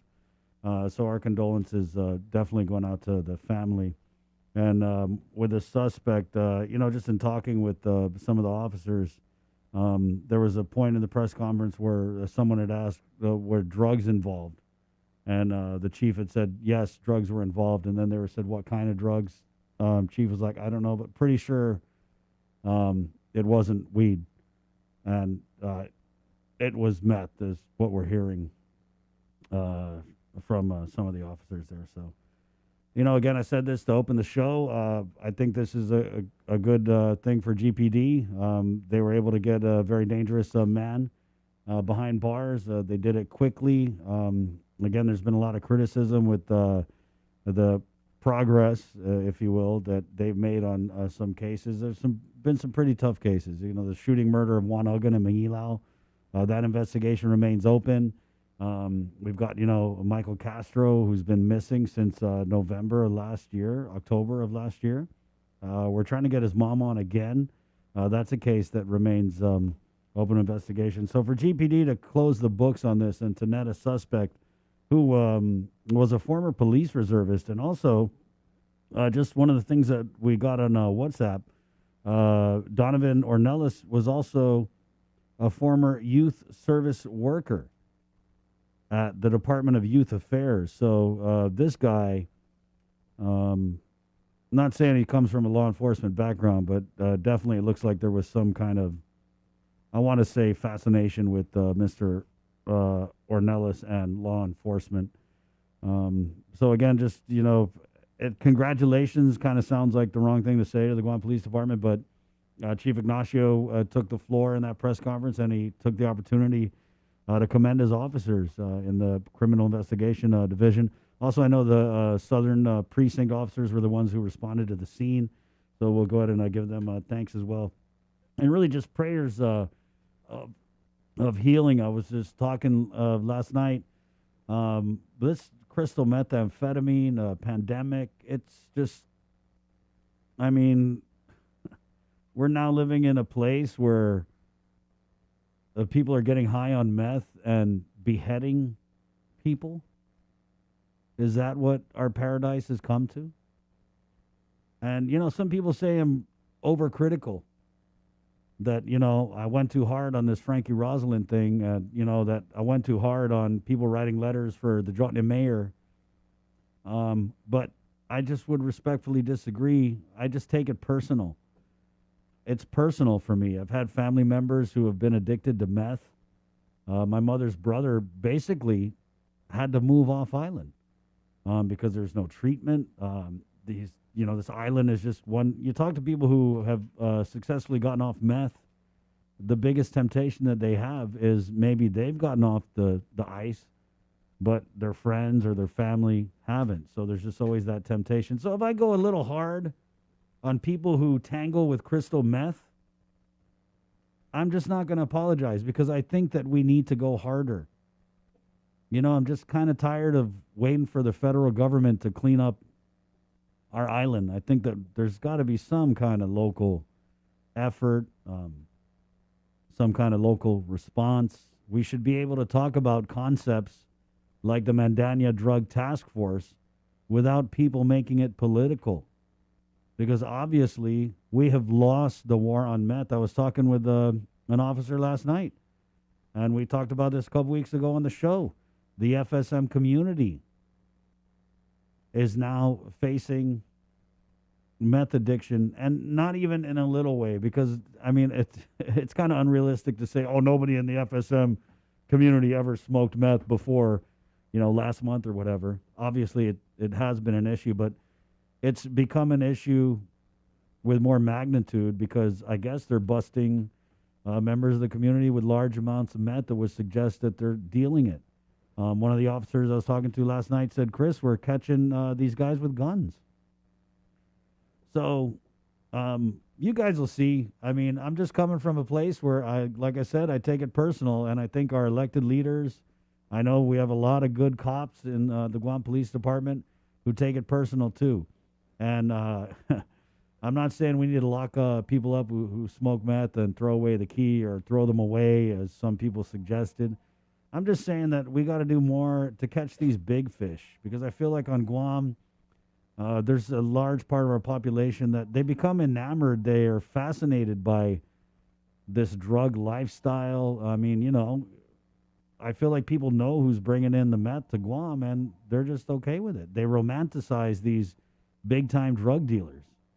And I think that's a culture that's got to stop. And I'm just really disappointed, quite frankly, that we don't see enough action from law enforcement, from, you know, the Attorney General's office on kind of going after these big fish, because the addiction part of it and the rehabilitation part of it, I mean, you go on these magistrates and they're pulling over like 8-9 people a night with a defective license plate with a, you know, a tail light that's out, and they're busting these low-level street users.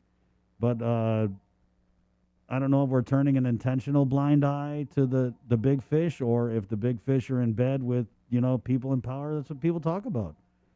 Because it just seems like the big meth people on Guam are rejoicing. It's like they're not under enough pressure. And so if we can turn up the pressure here by shining a light in places that want to be kept in the dark, then we're going to do it. And we're not going to say sorry about it. It's 8:18. We'll take a quick break, and we're coming back with Hannah Cho from the Department of Labor right here on The Link. It's The Breeze 93.9. Good morning. We're doing a good job, Guam. In the past couple of weeks, we've managed to keep the CAR score below 5. Together, we rose to the challenge when the governor asked us all to strive for 5. In the past couple of weeks, we've not only brought the CAR score way down from being in the high 40s to below 5, we've shown the governor that we're capable of altering the course of this pandemic. We were on a path to uncertainty, but now because of all of our actions, we're doing better. But better doesn't necessarily mean that we are out of the woods. We still need to watch our distance, wash our hands, and wear our masks. So please keep striving, Guam. We got this.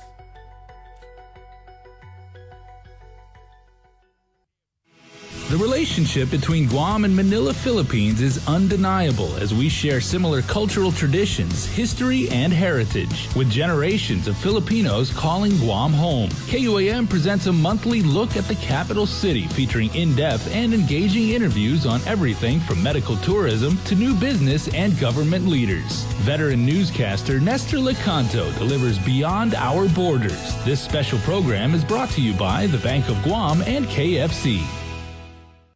GU Self-Storage, conveniently located near the Harmon McDonald's. We offer affordable rates, online payments, and auto bill pay for your convenience. Plus gate access daily from 6 a.m. to 9 p.m. Call us today at 648-7867 for more information.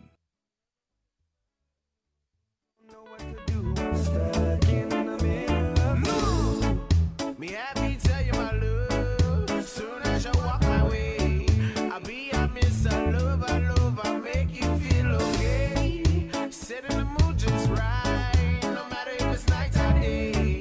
You give me all just up right now in the middle with no shame. Give you everything that you want. I got my mind, got my heart, got my soul just tight. Have me really lost for the words, can't explain every time that I see you. Love is just a word, but somehow in some way that's just what we're feeling.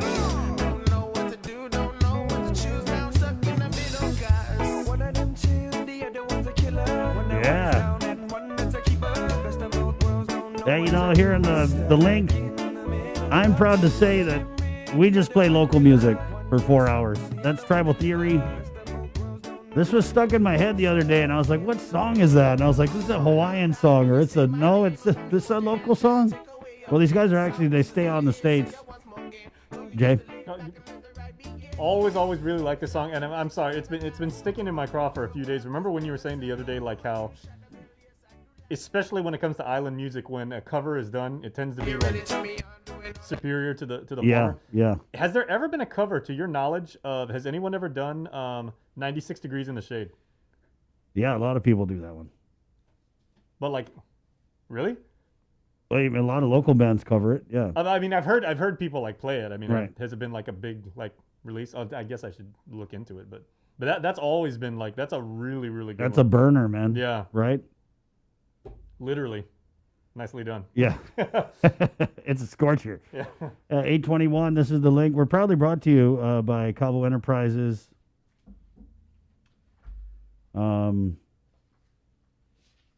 IT&E and Carrier. I'm sorry because we were talking earlier about this beheading, which is, I want to say, the third one that I can remember in a Guam history, Jay. There was a case that we're talking about, and this was in the 80s. In the 80s, there was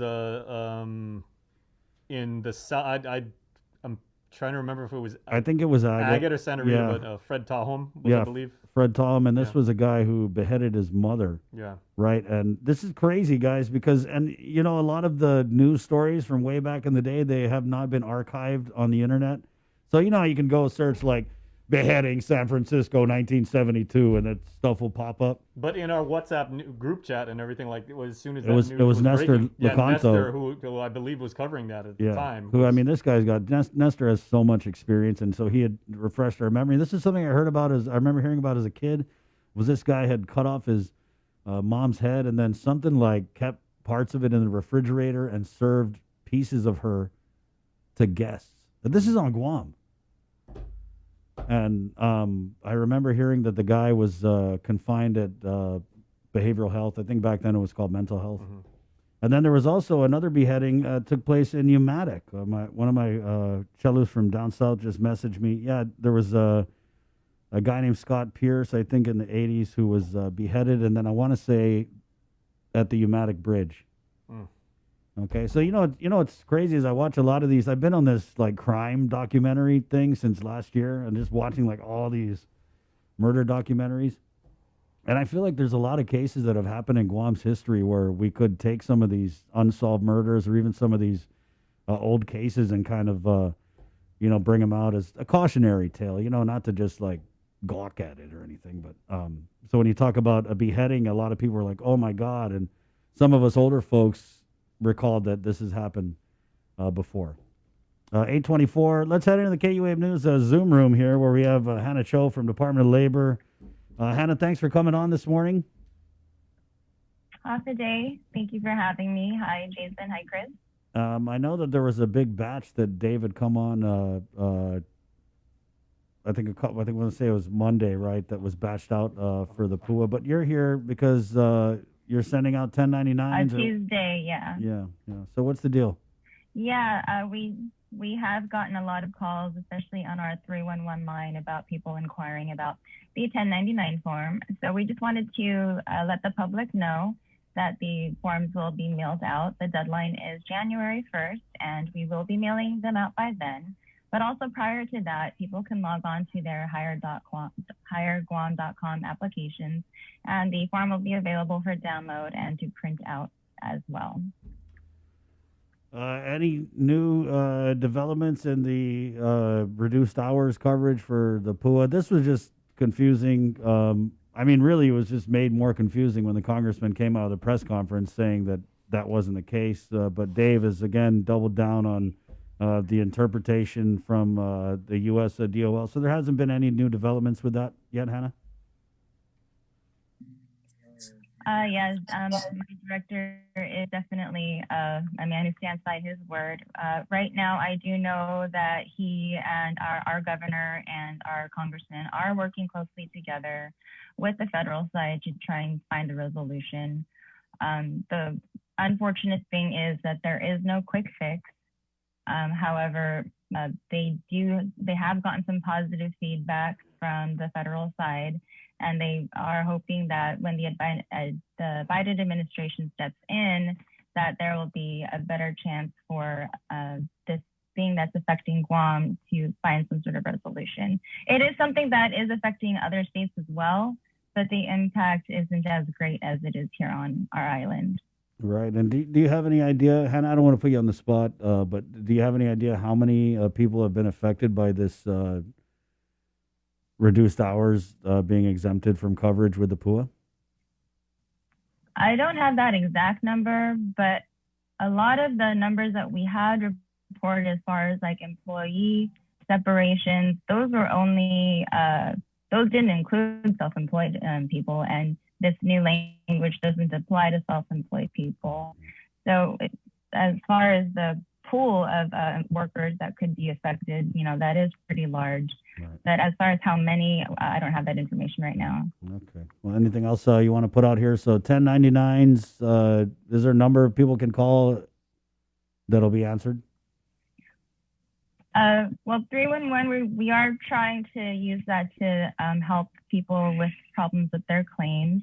Part of the reason we are announcing this is because we did get a lot of 311 phone calls about the 1099. So we just wanted to appease people's minds and let them know that these tax forms are coming, and for them to get ready for their 2020 filings. This is taxable income, and they will have to declare it on their 2020 tax forms, which I believe opens in mid-February. Right on.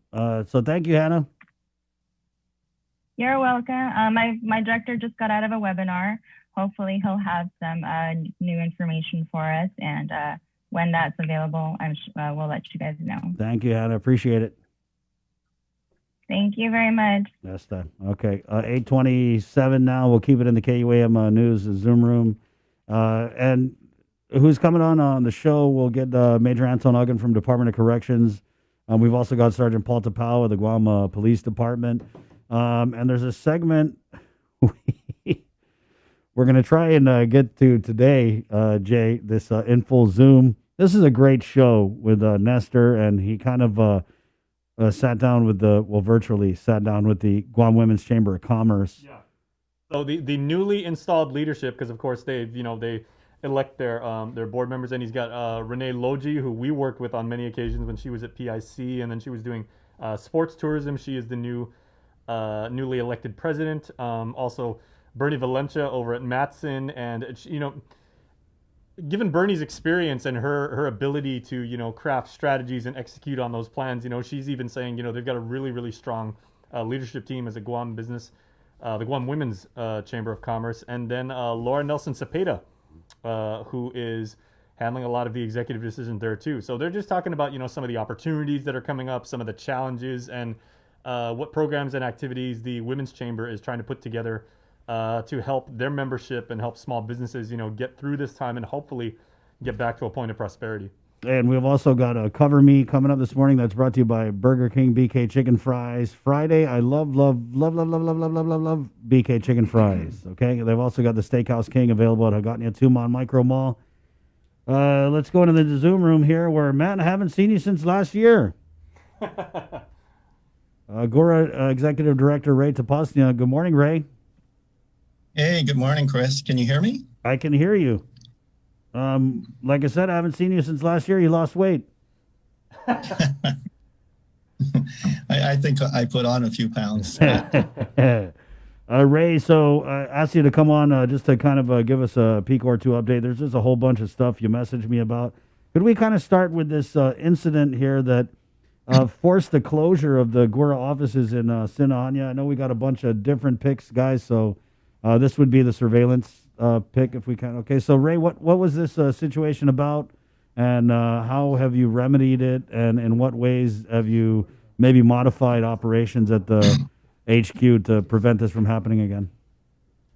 Well, fortunately, when I first came on board, one of the things I took a look at was our security cameras, our CCTV surveillance system. So what we did is we procured 53 brand new CCTV cameras to add to our surveillance systems. And most of them are installed here at the main office, and some of them at our satellite offices throughout the island.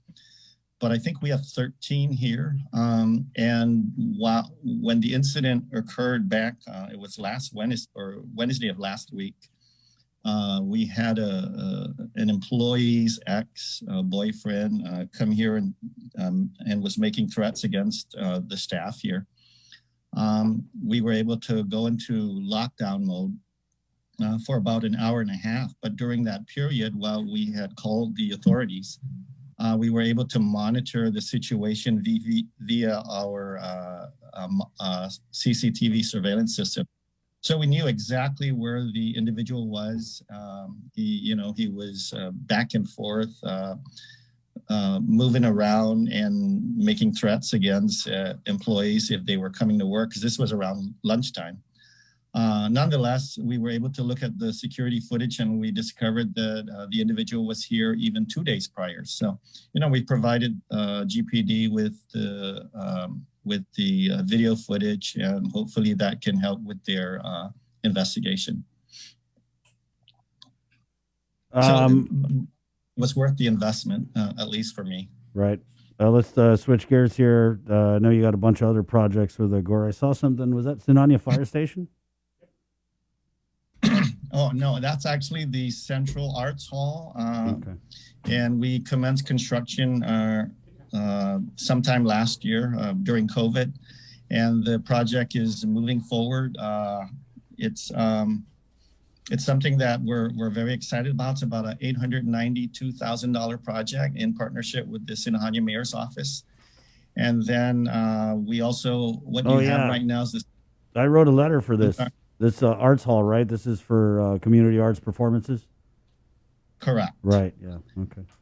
And then what you're showing right now is the swimming pool. We're working on the Olympic-sized swimming pool. As you know, the Hagåtña location has closed down permanently due to structural defects. And what we're doing is we've partnered up with the governor's office, with GITA and Department of Parks and Recreation, and we'll be the governor has identified, I believe, a little over $1 million for the architectural engineering design. So we'll be moving forward with that request for proposal shortly. But basically, we plan to build a new swimming pool and try and complete the design and construction within a year. And then you also showed the Sinaanja Fire Station. We just recently issued a request for proposal, so that procurement is ongoing. It's about a $1,663,000 project. And we've been meeting quite regularly with the Guam Fire Department with potential designers for the facility. But I just want to add that we've recently issued an addendum to that project. So we're planning on building the emergency 911 call center on the second floor of the fire station, and that fire station will be located adjacent to the Central Precinct Command in Sinaña. So we're really excited about this project. So basically what you'll have is a police station or the police precinct, the fire station, and the emergency 911 call center all in the same location. You know, I just did a little monologue on crystal methamphetamine and its impact to the island. And I also wanted to bring you on because I saw that you guys are working on a Lighthouse Women's Treatment Center, Gumat Famalawan. Correct. And that is a $2,300,000 project in partnership with the Salvation Army. We awarded the contract late last year to a contractor to start the construction. However, because of COVID, there were challenges with the contractor not being able to find skilled labor, but I think we're back on track. In fact, I have a Zoom conference with them a little after 9 o'clock this morning, and we hope to break ground sometime soon.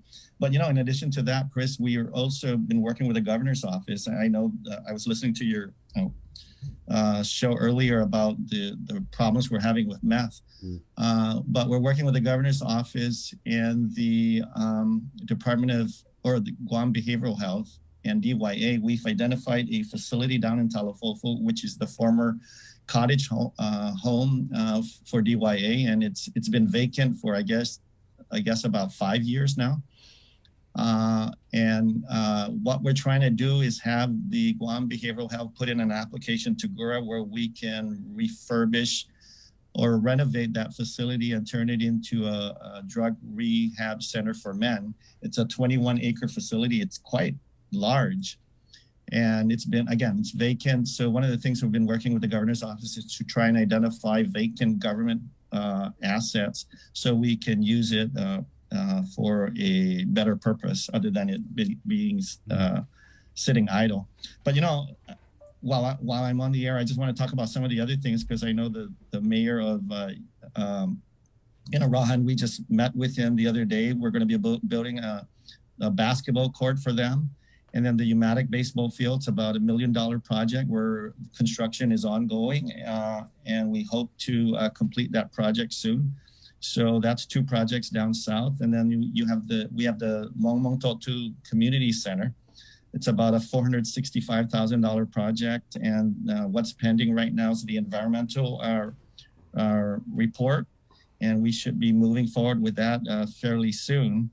And then, of course, the iLearn Academy Charter School, where most of the work is really done on our end. We're just waiting for the building permit to process to go through. There's some challenges with respect to zoning, but that's a $32 million project.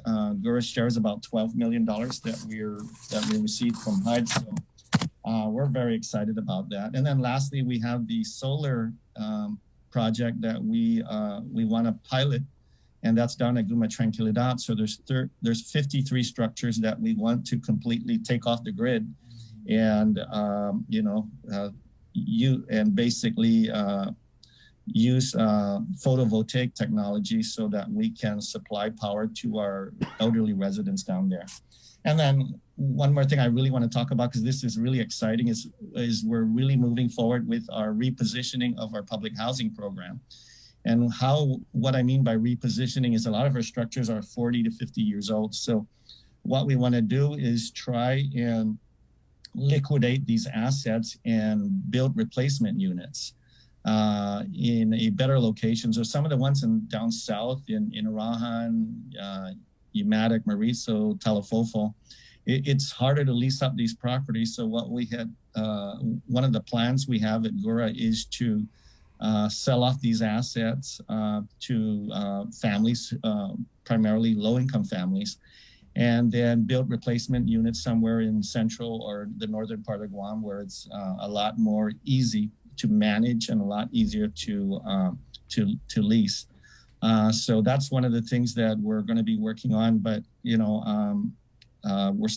talking to USDA for interim financing and talking to HUD to try and make this thing happen. So a lot going on at GURA, aside from the fact that we provide a home to 4,882 families, and hopefully we're doing the best job possible. Ray, when you talk about looking at government properties, the vacant government properties, and repurposing them, I know you said that there were plans for a men's treatment center in Talafofo for where some old cottage homes are. Are we looking at any vacant government properties to be used for maybe the homeless shelter? Because I know Lieutenant Governor Josh has said that there's been a lot of issues with trying to procure such a facility.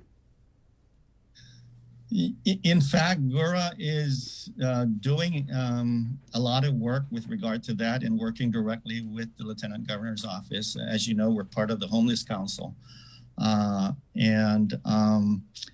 Yes, you're absolutely correct. One of the things that we're very challenged to do, and we're actually in a little bit of trouble with our federal partners, is that we aren't able to spend some of these monies quick enough simply because construction has really slowed down due to COVID. So what we're doing is revisiting whether some of these monies can be reprogrammed to actually apply it towards acquisition of assets as opposed to construction. So yeah, in the coming weeks, we'll be able to repurpose some of these funds. And if it means acquiring assets to be used towards trying to combat homelessness on Guam, then so be it. But again, a lot of these things, there's federal guidelines we have to follow, and they're very strict measures. So, before I forget, while we're on this subject matter, the mortgage relief, we actually have light at the end of the tunnel, and we just approved one application yesterday. The challenge we really had with mortgage relief, even though we received a lot of money from our federal partners, is that a lot of the pandemic relief programs are canceling each other out. So if you received PUA, it might raise you above the income threshold, and then you no longer qualify for mortgage relief. So just yesterday, again, we were able to approve one with several that are very promising, and we hope to get approval on those in the coming days. And then we also have rent relief programs separate from the one that was just approved by Congress through the Salvation Army and through Catholic Social Service. So those are moving along. I believe we had about 24 or 25 that were recently approved. And then the rent relief that's coming to Guam, my understanding, it's about $33 million worth. That's actually not going to come to GURA, but rather to Gov Guam. And we're helping, we're collaborating with the governor's office, with the Guam Housing Corporation, Department of Administration, to see how best we can stand up that program. And that's going to be a big deal. Okay, so you approved one mortgage relief application. Ray, what are the eligibility guidelines, and how can more people apply for mortgage and also rent relief? Well, unfortunately, the mortgage relief program, the current mortgage relief program and rent relief programs went to HUD and then to GURA, and then we contracted out to a sub-recipient. And it's really challenging because HUD regs are so stringent. And then when Congress passed all of these pandemic relief programs, they didn't take into consideration that some of these things would end up disqualifying each other. In addition to that, some of the regs are just, they just defy logic. If you have assets, those are taken into consideration. So a lot of the folks that applied for mortgages, if their house is worth $350,000, even though they were laid off and they aren't able to pay down on their mortgage, the fact that we took HUD requires that we factor in their assets, and if your house is worth a lot of money, and then it kicks you up above a certain threshold, and then you're no longer eligible. So those are the challenges we face. But again, there's light at the end of the tunnel. We actually have one that was actually approved, a few more coming down the pipe, and but with the rent relief that's coming to Guam in the coming days that I spoke about earlier, most folks who are paying rent don't have a lot of assets. So we believe that's going to be very successful as compared to the mortgage relief. So on the mortgage relief, where do people call? Is it closed? Can they still apply for it? Well, yeah, the application process is still open with the Guam Housing Corporation. Don't call GORA, but yeah, Guam Housing Corp is continuing to accept applications, and you can either call them or go into their website. Okay, Ray. Thanks. Anything Thank else? you. Yeah, I know. You doing good? That's it? Yeah, that's it. Unless you want me to ramble some more. You don't want to say anything controversial before we let you go? It's the new year, Chris. Oh, okay, so we'll wait till February. I got you. Okay.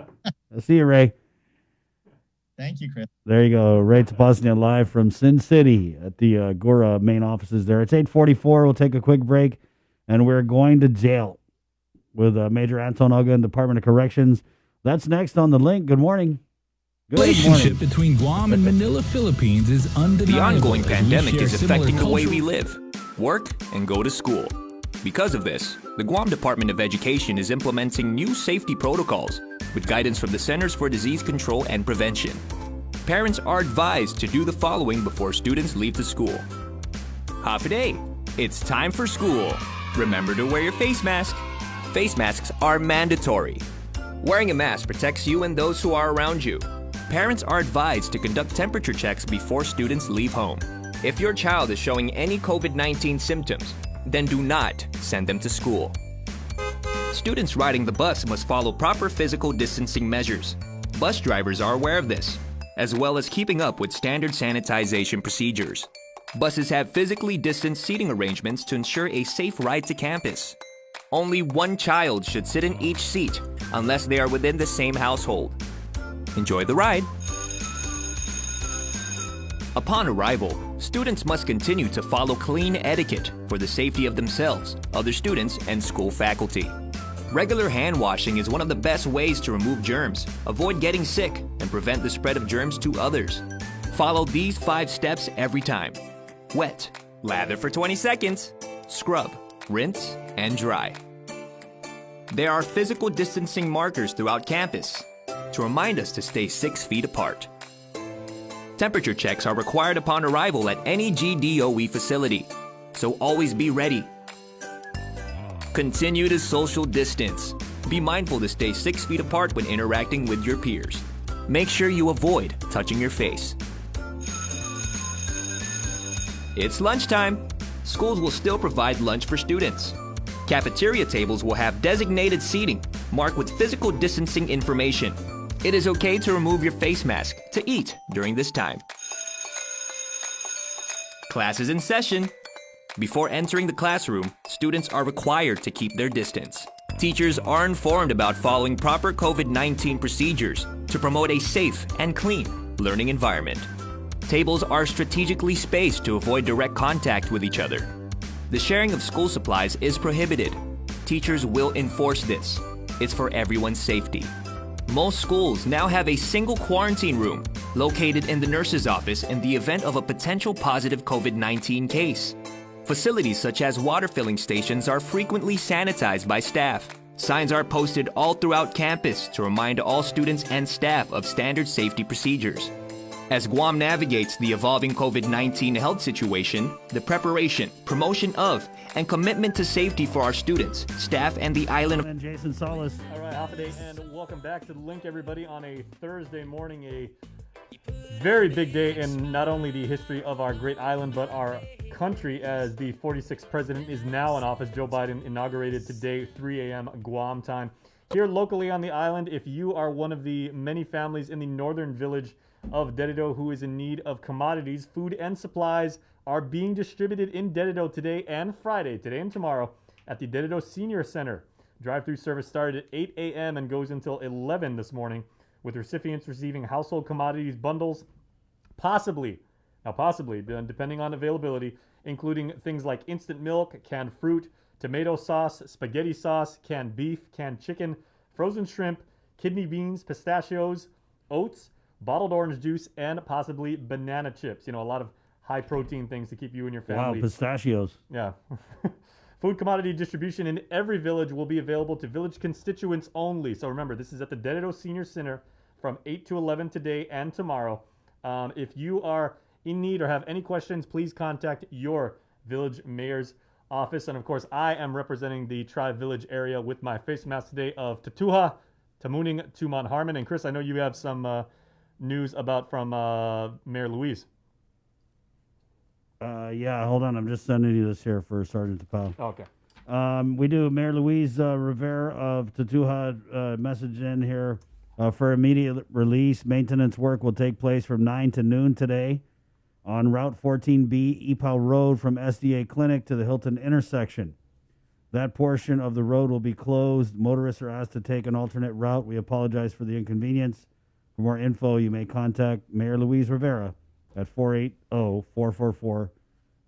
So if you're going to go see Auntie Hope today, her road is still open. It's after that. And then down the hill, right, the little squiggly hill, to the Hilton intersection, that's where they're going to be doing work. That's 8:50. Let's head into the Zoom room where we have standing by Major Anton Uggan from the Department of Corrections, who's in, it looks like he's in New Orleans. Got those mangrove trees. Is that what that is, Major? No, just a picture that I, for my background that I downloaded. Is the murder suspect being held at the Department of Corrections, Major? Yeah, yes, he's in the Agania facility. Was there any incident with him being brought into the facility, or? No, not that I'm aware of. No, I didn't receive any information of any issues. It's good to see you, Major. I haven't seen you since last year. Are you doing okay? I'm doing fine. I'm doing great. What's going on at the Department of Corrections? Okay, well, we are, they're starting on the demolition today of some of our dome restrooms. Remember a while back, we talked about renovating some of the restrooms up by the dome area. So that project is going to be starting up today. We have, we're working on 29 promotions. We did, there was some promotion announcement that came out in March, right before the COVID hit.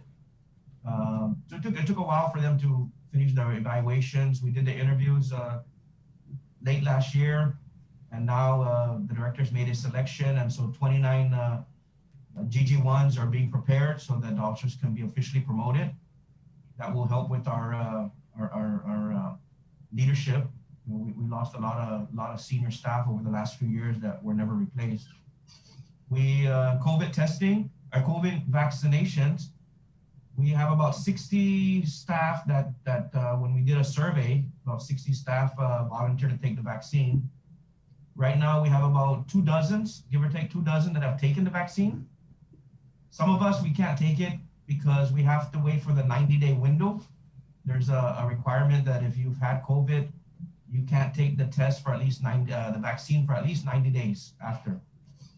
So we have a few that are, that want to take it, but they have to wait until after February, sometime in February to take it. So we're working on that. Hopefully we can get more staff vaccinated, by the end of February. What about inmates, Major? Do you have any inmates who meet the criteria to be vaccinated? And if so, what's the process for that? I mean, we have some inmates. We have quite a few inmates that are willing to take the vaccine. We haven't got to that level yet. I mean, right now we're working on it in the community, but we hopefully anticipate later this year, we'll be able to start giving the vaccine to the inmates. About how many you think would qualify? Well, I mean, our goal is for anyone that, right now they're doing age groups. We have maybe about 12 that are around that age group, but our goal is to try to get everybody, all the prisoners, vaccinated down the road. So there may be a few that don't want to take it, but I think the majority of them are willing to take the vaccine. So I'm probably anticipating a few hundred of the inmates are willing to take it. When it is our time. Whatever happened to the outbreak of coronavirus you guys had at the prison? I went on leave. Sorry, Major. On the COVID, again, our tough months were around November. As of as of today, actually towards the latter part of December, give or take, we didn't have our entire population was COVID free. Today, we don't have anybody that's COVID positive. We do have a few on quarantine. And again, we instituted that policy where every new arrestee coming in has to have the COVID test. There's a few that have refused to take the test. And those we had to quarantine or basically isolate them or quarantine them because we treat them as they're positive, and we quarantine them in another unit if they don't want to take the test. But as of today, I haven't had any word of anybody being positive or showing any symptoms. Did Mr. Ornelas take a COVID-19 test?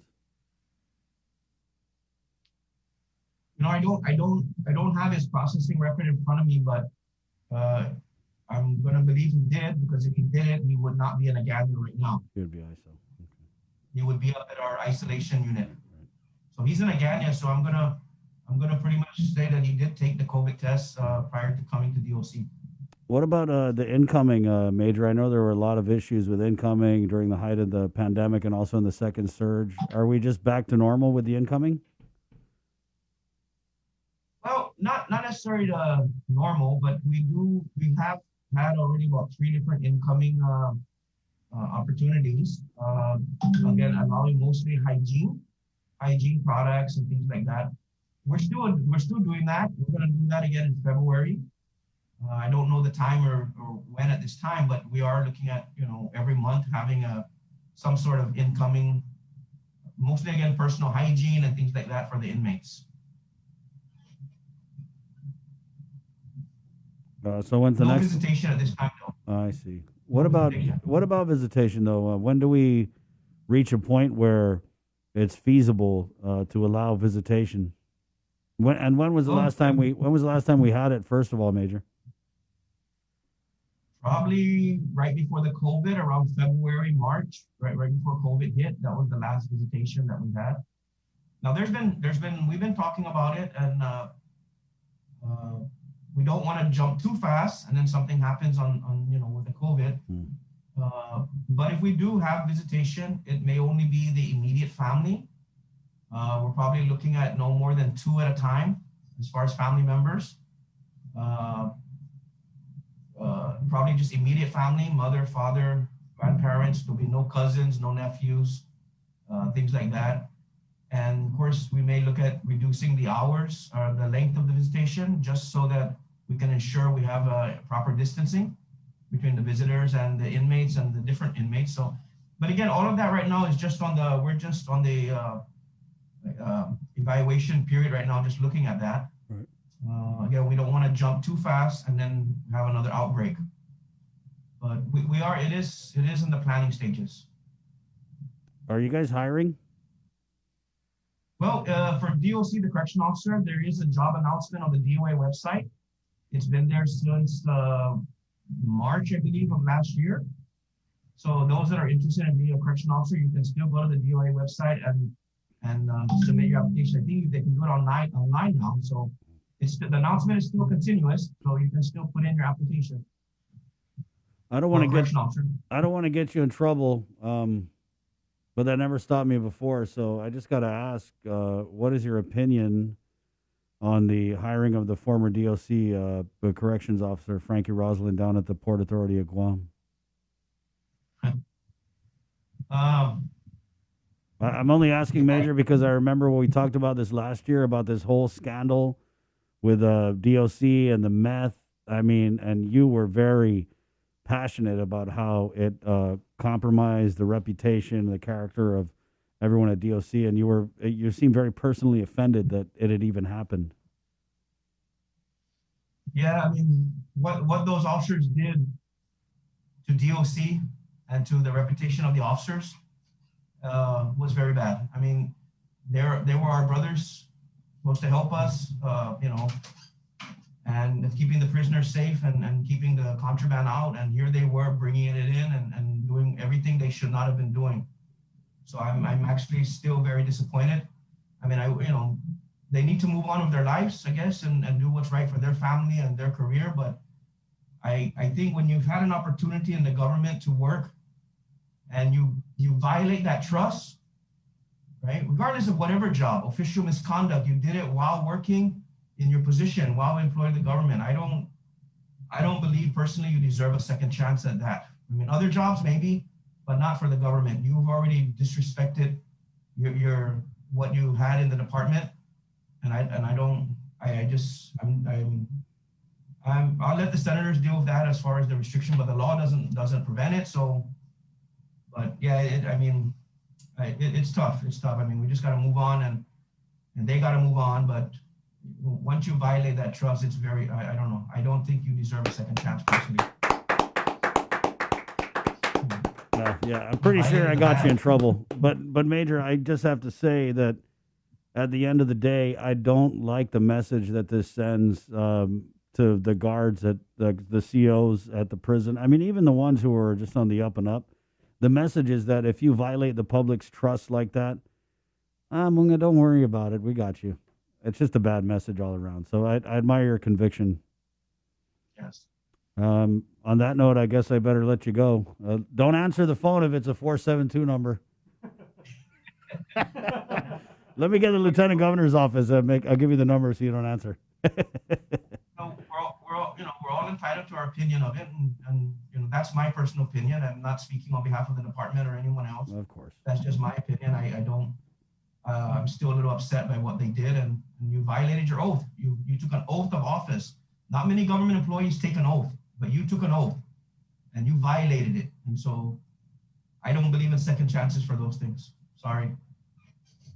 Thank you, Major.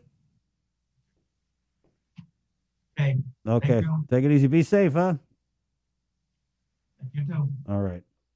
I like Major Anton Uggan. I really like Major Anton Uggan. 901, we're at KUAM FM, Gottingen, Guam. Wow. How was that, guys? Woo, that was hot. He was like, no. You took an oath. That's some common sense. I'm just surprised we aren't hearing more. I mean, it's like Major Anton Uggan and Senator Joanne Brown. They're like the only ones. I just feel like this is an issue where, I mean, where's like Senator Moylan, the biggest guy who wants to attack all the time? How come he's so quiet on this? It's weird. Yeah, I totally agree with Major Anton Uggan. That was kind of a different take, too, because we've been talking about like the whole meth angle and stuff, but he kind of took it as like, hey, man, you swear an oath to the people, and you're held in at a certain spot. So once you violate that trust, and that's it, Pansit. 902. Go ahead, Jay. Sabrina even says, because if she was here, I'm sure she'd say, and she said she's had the most experience interviewing Major Uggan over the years. Interacting with him, getting feedback from him on stories and everything like that. And she goes, he's a man of integrity, he's a man of honor, and the same way that we handle things here, like with our team, she believes in the team concept, and she goes, you're only as bad as your weakest link, and if somebody on our team does something wrong, we all look bad. And she's like, and that's what keeps you, hopefully on the straight and narrow. Right. And so we can see why, he would be so passionate about this issue. 902. We'll just take a super quick break. We'll be back with Sergeant Paul Tapao, the Guam Police Department, next right here on The Link. And reminding you, tomorrow is Chicken Fries Friday with Burger King. It's back, kicking off 2021. The relationship between Guam and Manila, Philippines is undeniable as we share similar cultural traditions, history, and heritage, with generations of Filipinos calling Guam home. KUAM presents a monthly look at the capital city, featuring in-depth and engaging interviews on everything from medical tourism to new business and government leaders. Veteran newscaster Nestor Lecanto delivers Beyond Our Borders. This special program is brought to you by the Bank of Guam and KFC. It takes all of us to protect Guam. Join the Guam Visitors Bureau in our social media campaign series aimed to protect our island and each other in this COVID-19 era. Participate in the Protect Guam movement by wearing your mask, showcasing Guam's heroes, staying active, and downloading the Guam COVID Alert app. Post and share your content with us. Use the hashtag ProtectGuam, and you could win $100. It's that simple. Check out visitguam.com for details. Let's reclaim our lives, our economy, and our tourism industry. GU Self Storage, conveniently located near the Harmon McDonald's. We offer affordable rates, online payments, and auto bill pay for your convenience. Plus gate access daily from 6 a.m. to 9 p.m. Call us today at 648-7867 for more information. We're doing a good job, Guam. In the past couple of weeks, we've managed to keep the CAR score below 5. Together, we rose to the challenge when the governor asked us all to strive for 5. In the past couple of weeks, we've not only brought the CAR score way down from being in the high 40s to below 5, we've shown the governor that we're capable of altering the course of this pandemic. We were on a path to uncertainty, but now because of all of our actions, we're doing better. But better doesn't necessarily mean that we are out of the woods. We still need to watch our distance, wash our hands, and wear our masks. So please keep striving, Guam. We got this. GU Self Storage, conveniently located near the Harmon McDonald's. We offer affordable rates, online payments, and auto bill pay for your convenience. Plus gate access daily from 6 a.m. to 9 p.m. Call us today at 648-7867 for more information. We got your 6 at 6 a.m. with the link on Breeze 93.9 FM. Bree and I connect you with all the latest news and information you need to know to start your day. Then check back with Guam's news leader at 6 p.m. for the day's top headlines with KUAM News Primetime. From 6 a.m. to 6 p.m. and everything else in between with KUAM Digital, we got your 6.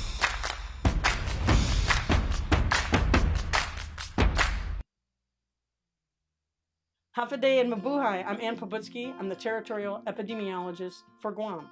Wearing a face covering protects you and those around you. We know that COVID-19 can be spread by people who are not showing symptoms, which means they are asymptomatic. Because Guam remains at risk for significant community spread or transmission of the virus, it is a necessary precaution to wear a face covering when you are in public. Everyone must wear a face covering when they leave home, have it visible at all times, and put it on when they see others nearby. Face coverings are required for everyone when shopping at stores, seeking healthcare, and inside the workplace. Covering your face reduces the chance that you will unknowingly infect someone else if you are carrying COVID-19 but have no symptoms. Prevention saves lives. For more information, please call 311 or visit our website at dphss.guam.gov.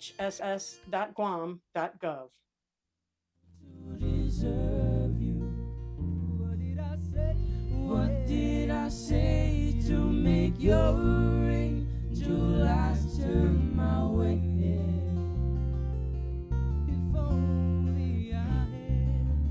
If only I had the world, I'd give it all to you, babe. Said I'm about to leave for the road,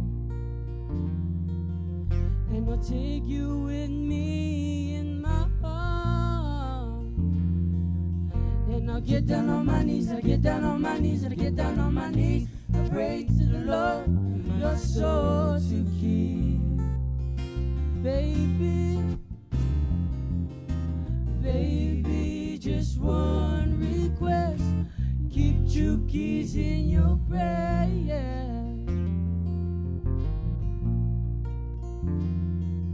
Said I'm about to leave for the road, and I'll take you with me in my arms. And I'll get down on my knees, and I'll get down on my knees, and I'll get down on my knees, and I pray to the Lord, my soul to keep. Baby, baby, just one request. Keep 2 keys in your prayer. And I'm wondering, whoa, sweet darling, what did I do to deserve you? What did I say? What did I say to make your angel eyes turn my way?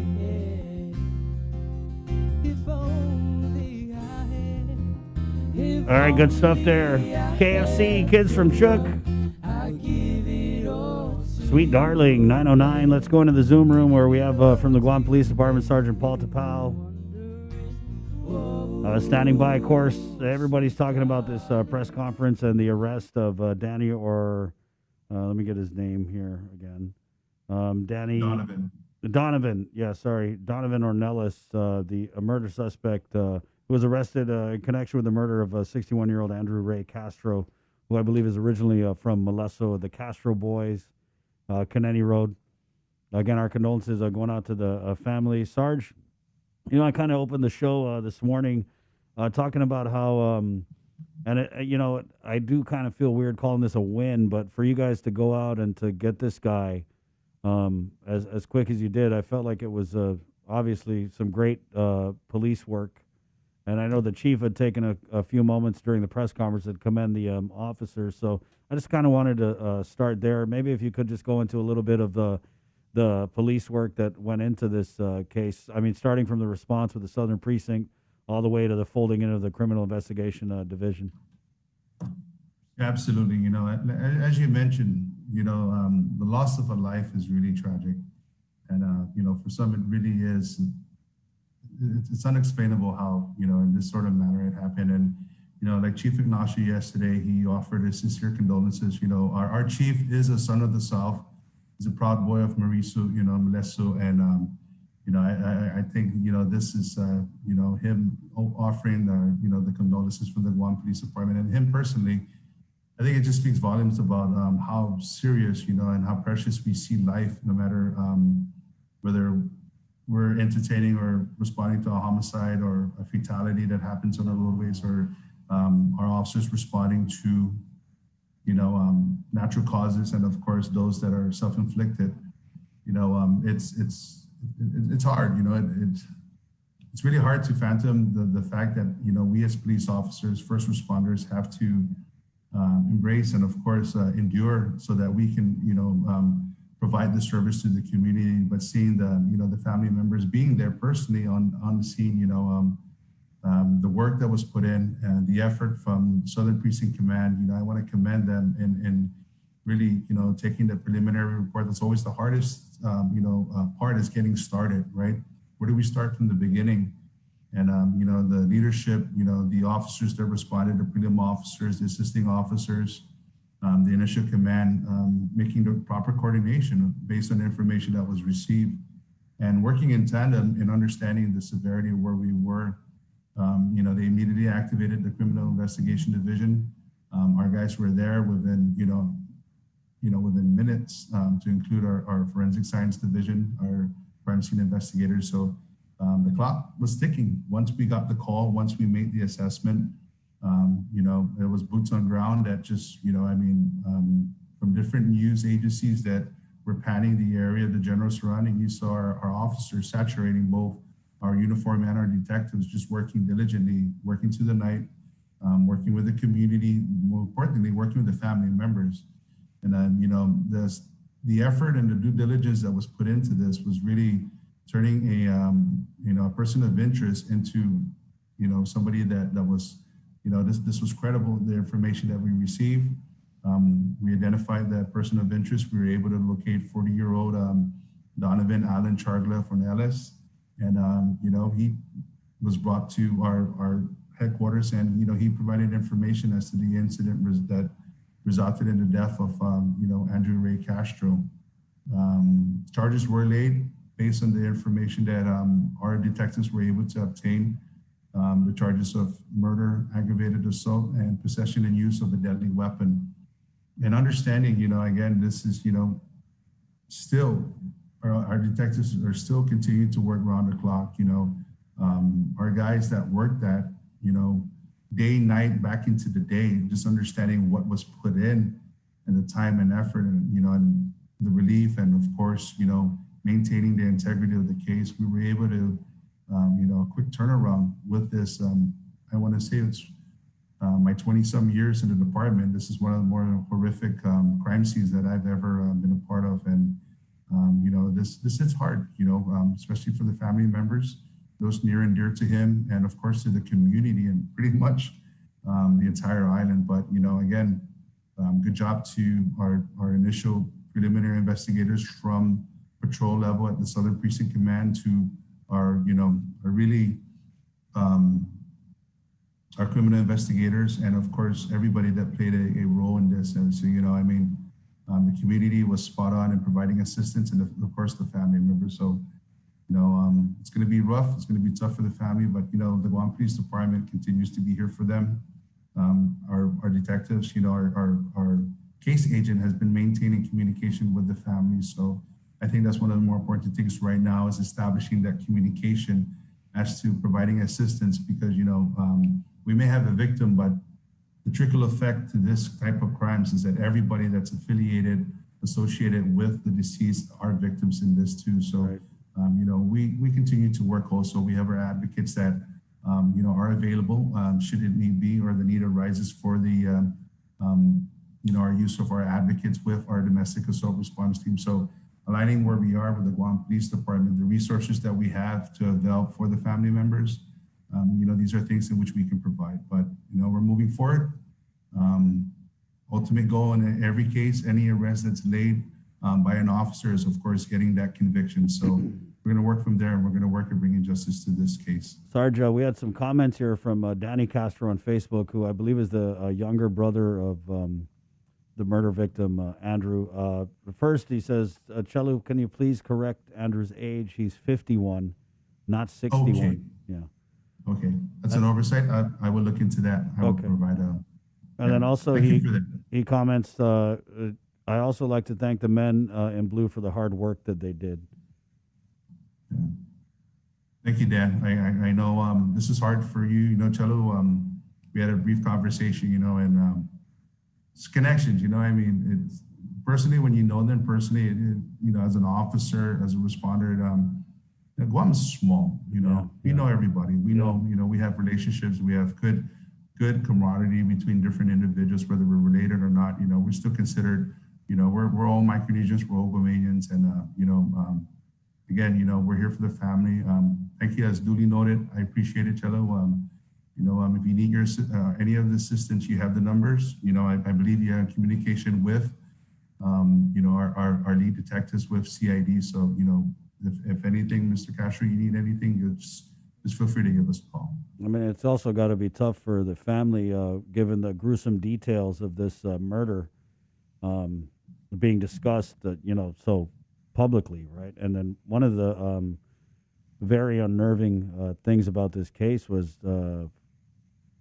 Andrew was beheaded, and then his head was it hidden in Dedido, Sarge? That's what kind of what the chief alluded to in the press conference, was that there was no head on the scene, and that the suspect in this case had put the head in Dedido. You know, we tried it to be too graphic. I know. You know, just simple things that we provided during that press conference. You know, it was, you know, located at the Dedido proper. So, you know, I mean, we're really being careful with the information that we release out, because, you know, we want to protect the integrity, and, you know, ultimately our goal with the Guam Police Department is to provide justice to the family. So, you know, we're going to work closely with the AG's office, but it was mentioned by Chief Ignacio yesterday during our press conference. You know, it's like I said, you know, Chris, 20 some years in this department, and, you know, it's,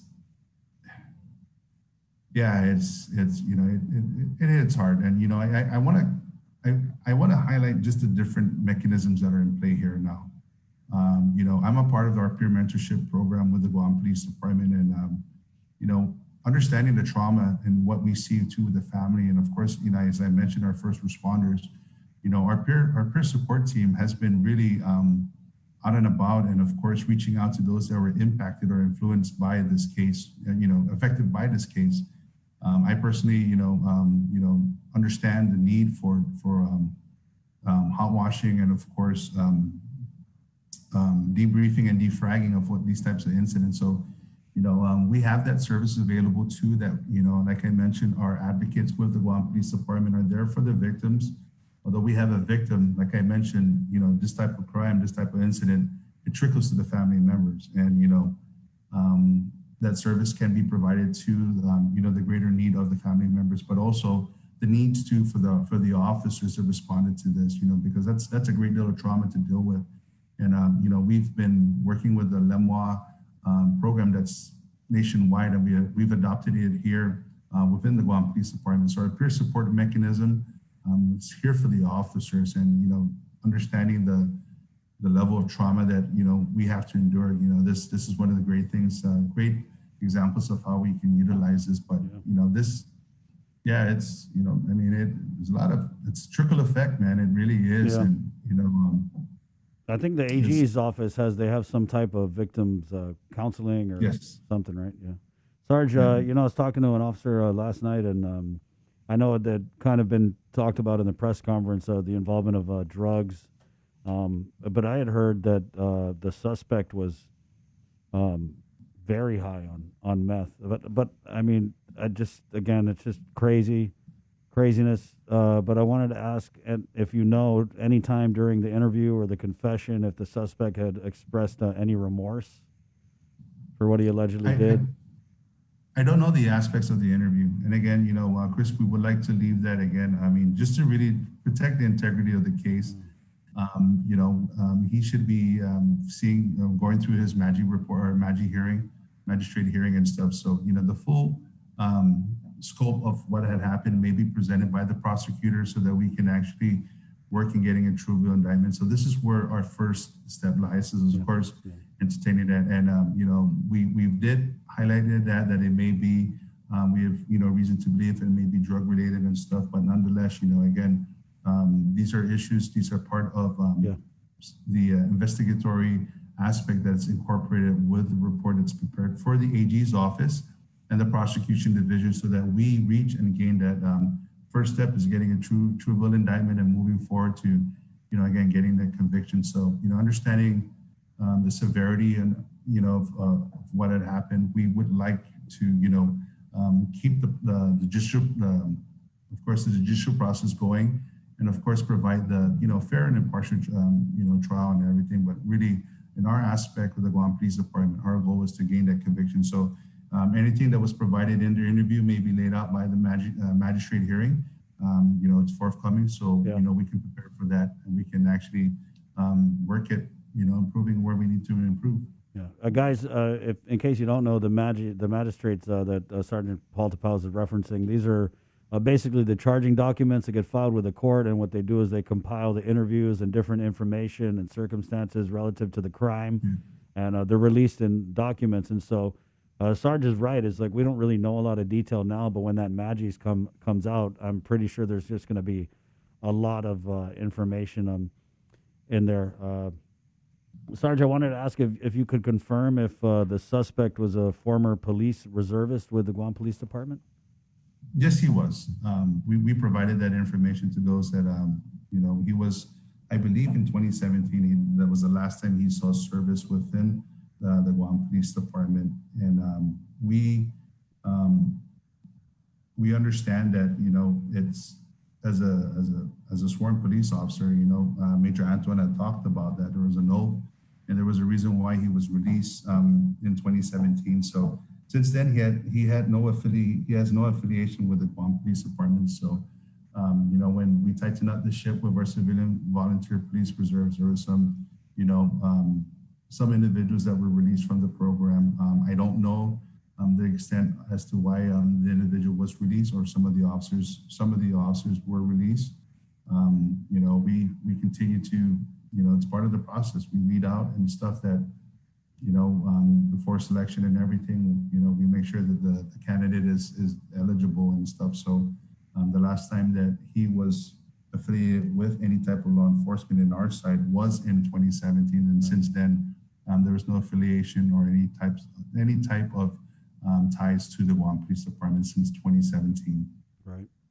So he was a reservist for 1 year. 1 year, so he was a reservist for 1 year. Yeah. So we'd also learned that he was a youth service worker with the Department of Youth Affairs. So kind of disturbing. And that I don't know. Yeah. I don't know his employment. So our civilian volunteer police reserve, it's really a volunteer effort from the community. We ask that you commit 40 hours, just to provide service, type of police work and everything. So they're not you know, they're still considered police officers, but they're not line officers that work a full-time 86 or 80 hour, you know, or 40-hour a week, sort of say. You know, I remember Andrew because obviously being with the Castro boys, they would play, and sometimes I would host events with them, and I always remember thinking it's kind of a scary looking guy, but had a great, when he smiled, and it's, you know, that Southern sense of humor. I was like, okay, woo, he's cool. So I was just thinking about Big Dan going, yeah, you go way back, and yeah, you know, just seeing him, like I said, you know, I mean, there's that connection and stuff, but you know, the family and everything, but you know, I mean, this is really, you know, it's a trickle effect. This incident that happened, and you know, it's strange how I've learned to use this analogy. You know, I took a page off of Bruce Lee. You know, you drop the pebble in the water, and it causes that ripple effect. You know, I mean, it really, a lot of people are affected by this. So, you know, I mean, this is, it really is, you know, good job on our police officers, man. I mean, to a quick turnaround like this, you know, I mean, we continue to, you know, and the guys, they just poured everything into this. So, you know, big congratulations to them. And, you know, it's just one step closer, you know, one step that we need to achieve. And of course, reaching that ultimate goal is to getting that conviction. right. And so, you know, we just pray that obviously GPD did their work, and now it's going over to the AG's office. We just hope that the prosecutors over there can bring this case to justice successfully. Sarge, you know, I know we're talking about closing the book on this one, but there are a couple open investigations that I wanted to just see if you had an update on. The first, I guess we'll start with the shooting death of Juan Ogun and Manila. I know that you said that this case continues to remain open. Yes, it has. You know, understanding that, you know, this is an active investigation, right? And I continue to add on to this, right, that this is not a cold case. We haven't closed the files on this and placed in our cold case file because, you know, just small informations that we get, you know, it's that information, you know. Sometimes it takes us to, you know, the information that we receive takes us a little bit further or away from what we're trying to gain. But, you know, some information that we get, it builds towards the case. So, you know, please, you know, understand that, you know, if we file it and place it in our cold cases, pretty much we have nothing to work with. But this is an active investigation with the Guam Police Department. Our CID guys, you know, we've worked on that in December. I was actually at the scene talking to the lead investigators, understanding and meeting with the community there in Manilao. You know, we did efforts with, you know, of course, you guys at KUAM, the respective mayor, you know, Mayor Allen. We went out and we actually, you know, brought forth, you know, and asked the community for information. And this is really important, is understanding the information, because when you really understand the circumstances that surround this case, you know, I mean, somebody knows something within the community. Somebody has that critical information. And this is where it's an opportunity where we can bring closure to this. This is this is where we continue to stress the Guam Crime Stoppers, the full anonymity portion, where people may be afraid to provide this information. And, you know, we provide that service, you know, where you can provide tips about crimes that are happening, such as the Juan Ogun shooting that happened right before Christmas. And it's really tragic because, you know, if you look at the time frame, is we're getting ready to celebrate the holidays, and I think we're 2 years into this. But, you know, we want to assure the family members first and foremost, and the community, that we have not closed the books on this. This is an active case. This is an active investigation. Well, there you go. That's new information, Sarge, that the lead investigator was on the scene of the shooting death of Juan Ogun in Manilao, that, you know, residents in the area were interviewed. So it's good to see that there's some new information on that case. The other one I wanted to follow up on is the missing persons case of Michael Castro. I spoke with his mother earlier this week. She had told me that she was going to be meeting with some detectives, but I don't know if that was thrown off by this recent murder.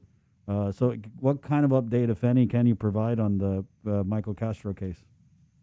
So we continue to move forward with the missing persons. And of course, if you look at where we were when we first picked up the case in late October, early November, you know, in November we had, and December we had the 2 death investigations that happened in Afami, my home village, and in Tamuning.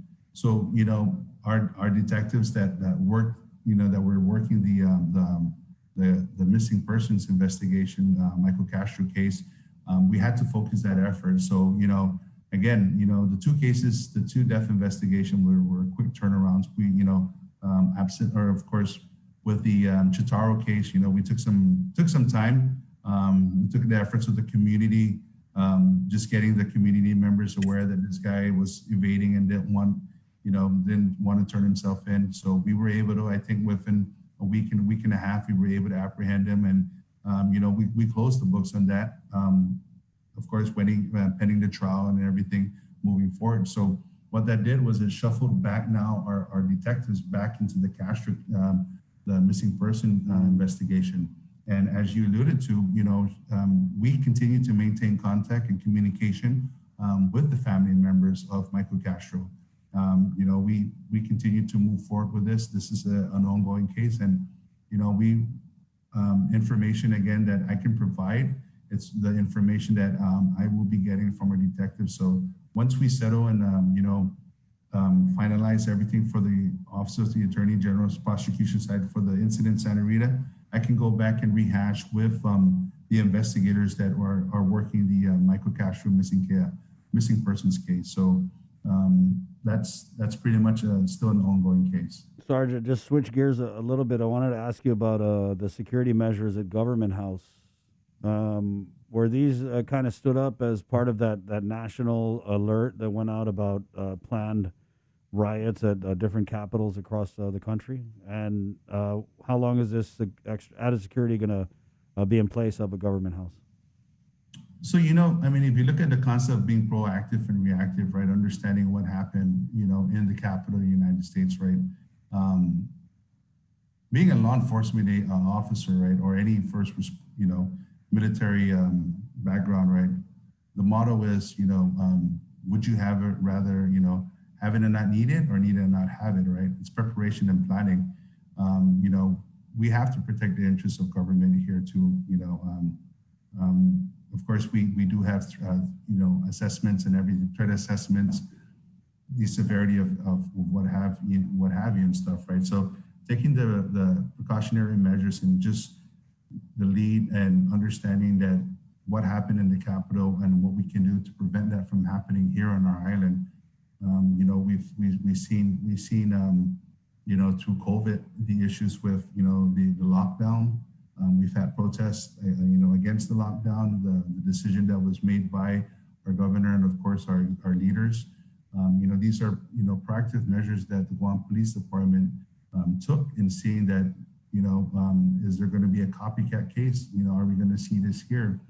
To have it and not need it, I think is the best approach rather than, need it and not have it, and then we have to backtrack. And it's really, when you look at it in an aspect of an incident command, if an incident that you're responding to and you make your scene area small when the incident is bigger than what it is, and you have to work at expanding out, you pretty much are going to have an uphill battle versus making your scene big and then, reducing it as you work in so that the need and assessments are made. It's the same thing. We took where we can actually provide the security. Government House has its own security. We have the executive security, just proactive measures. With the legislature hall, we provided security down there. There are no security measures, so we made sure and we assured the elected leaders and of course that we elected and entrusted that, we would do everything to protect them. So security measures were provided to that, and of course, Adelup. And I think Adelup security has been in place since the COVID and understanding, what the community was going through within our area. But, taking it from a holistic approach, what was going on in the Capitol, it was really just a proactive measure and, just to prevent anything from happening or, anything that escalates. So the personnel were shift accordingly so that we can actually meet the needs to provide this service and this type of security. Lastly, kind of boring, but PCOR 2, has that changed any of the operations with GPD? I mean, like police clearance, firearms, and all that stuff. We've been operating at PCOR 1, with modified hours, and of course with some exceptions. But we were able to manage and of course map out our kinks as we started, because when we had the the complaints because of the delay, the backlog, and moving forward. So we expected that. It's like turning on a hose and you let the kinks build up. Somewhere it's going to burst into seams. We were able to mitigate that, and of course, in time, asking the community for their patience. Now it's a one stream measure, going in, setting up your appointment, and of course, getting your documents that is needed. And it really, when you looked at in 2-3 months, we were able to entertain almost 400 or 500 firearms ID, new recipients. With every day that we opened, we had almost 200 police documents issued out at our records and ID section. So just getting that stream flowing back in. We were in operation since PCOR 1.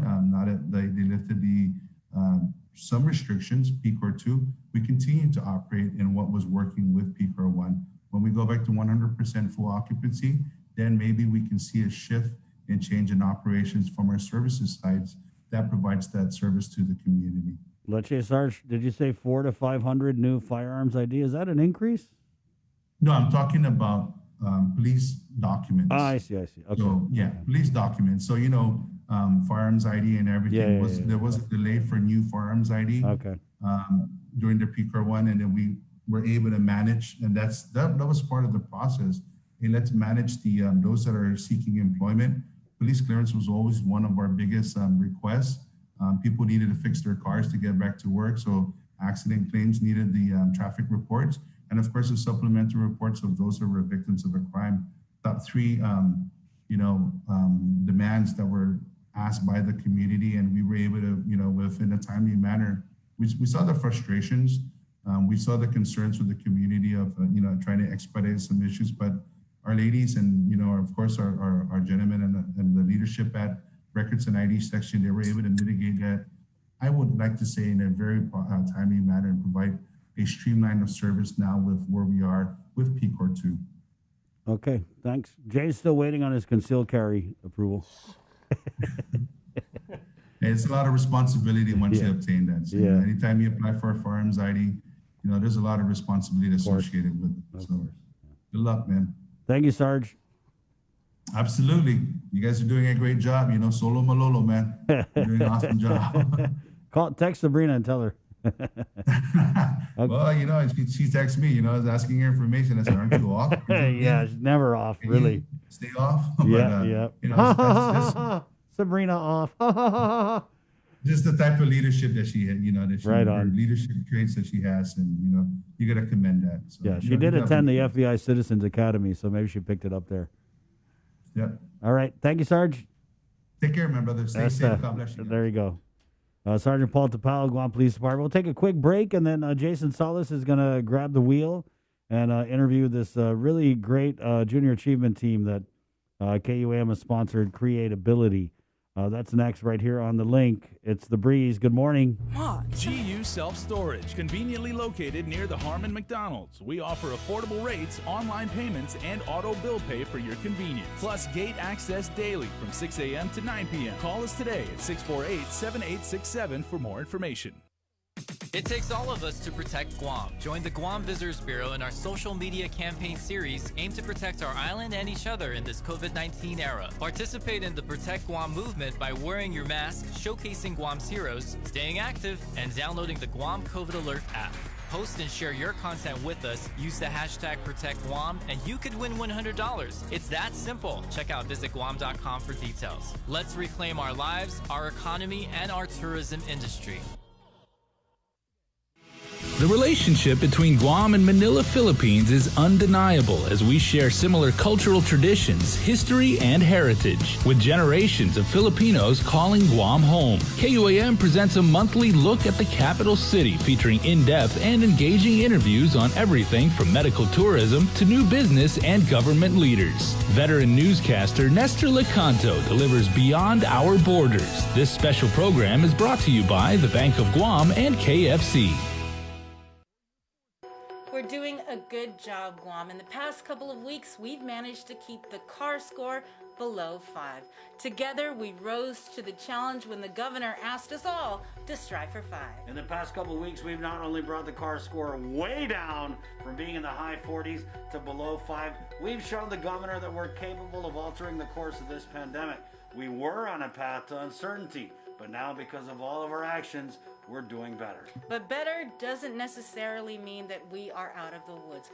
We still need to watch our distance, wash our hands, and wear our masks. So please keep striving, Guam. We got this.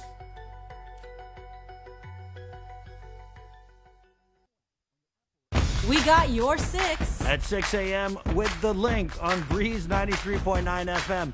Bree and I connect you with all the latest news and information you need to know to start your day. Then check back with Guam's news leader at 6 p.m. for the day's top headlines with KUAM News Primetime. From 6 a.m. to 6 p.m. and everything else in between with KUAM Digital, we got your 6.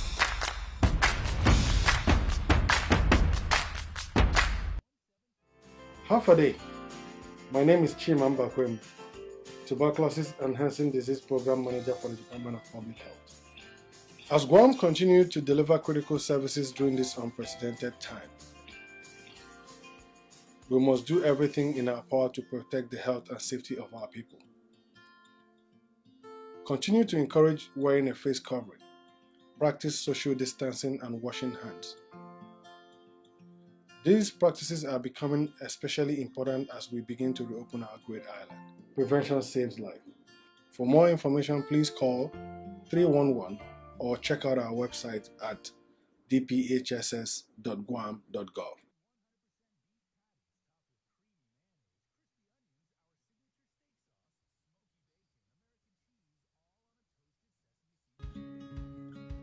If you plan on leaving your house, don't forget your face mask.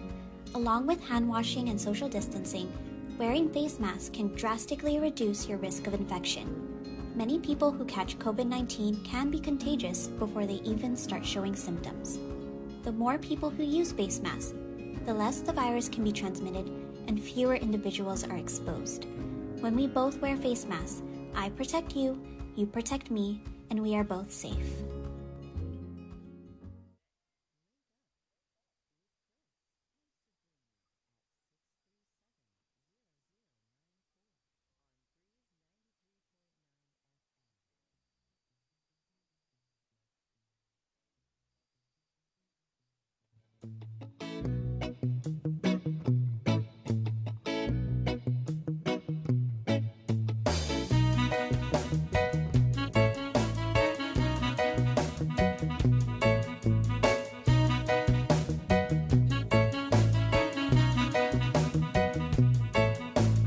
Big time, no time.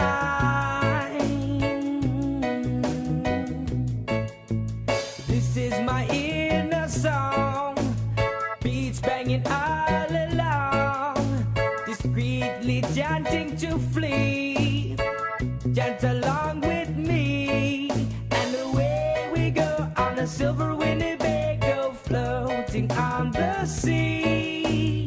It's not enough to feel. All right, welcome back to The Link, everybody. Jason Salas here on what has become a somewhat, little bit of a rainy and definitely overcast day here. But again, an amazing achievement for our nation today as the 46th president has been installed, and fittingly, as we have a new president in Washington, D.C., we are celebrating an outstanding president of our own with junior achievement. We have here the award-winning co-president of the year, Padme Madrigal from Team Create-Ability, and we have the lovely lady, a dear friend of mine and my co-worker, Krista Gaza, who served as the mentor, which you said she had basically, Krista, that must have been the most kickback job you've ever held. Seriously, I didn't have to do much. It was great. All right. They were wonderful. Exactly. So, Padme, your company won Company of the Year, right? First of all, congratulations. That is amazing for your school, for your fellow Thank Academy of Our you. Lady of Guam seniors, for the community, for our island and everything. But can you break down a little bit, what was the judging criteria? Well, the judging criteria they said that the numbers weren't the main judging criteria. They said it was mostly on performance and like company values. So I believe that we won because we really exhibited how well we carried out our company values of creativity, integrity, and perseverance, and really just spreading the Chamorro culture within our island and even off island, actually. So I believe that that's what made us won. And they saw how they made comments on how cohesive we seemed as a team, because they said between the officers, we had really great chemistry between each other. And they said that we actually looked like we liked each other as a joke, of course. Very cool. Well, also, I'm going to give you extra bonus points right now just because of your product placement, because you got the KUAM News logo in your virtual background. You have your own Creatability logo. And of course, you have Inventivo, the wonderful book that you guys produced. I want to talk about the book in just a second, but also I love the fact that you said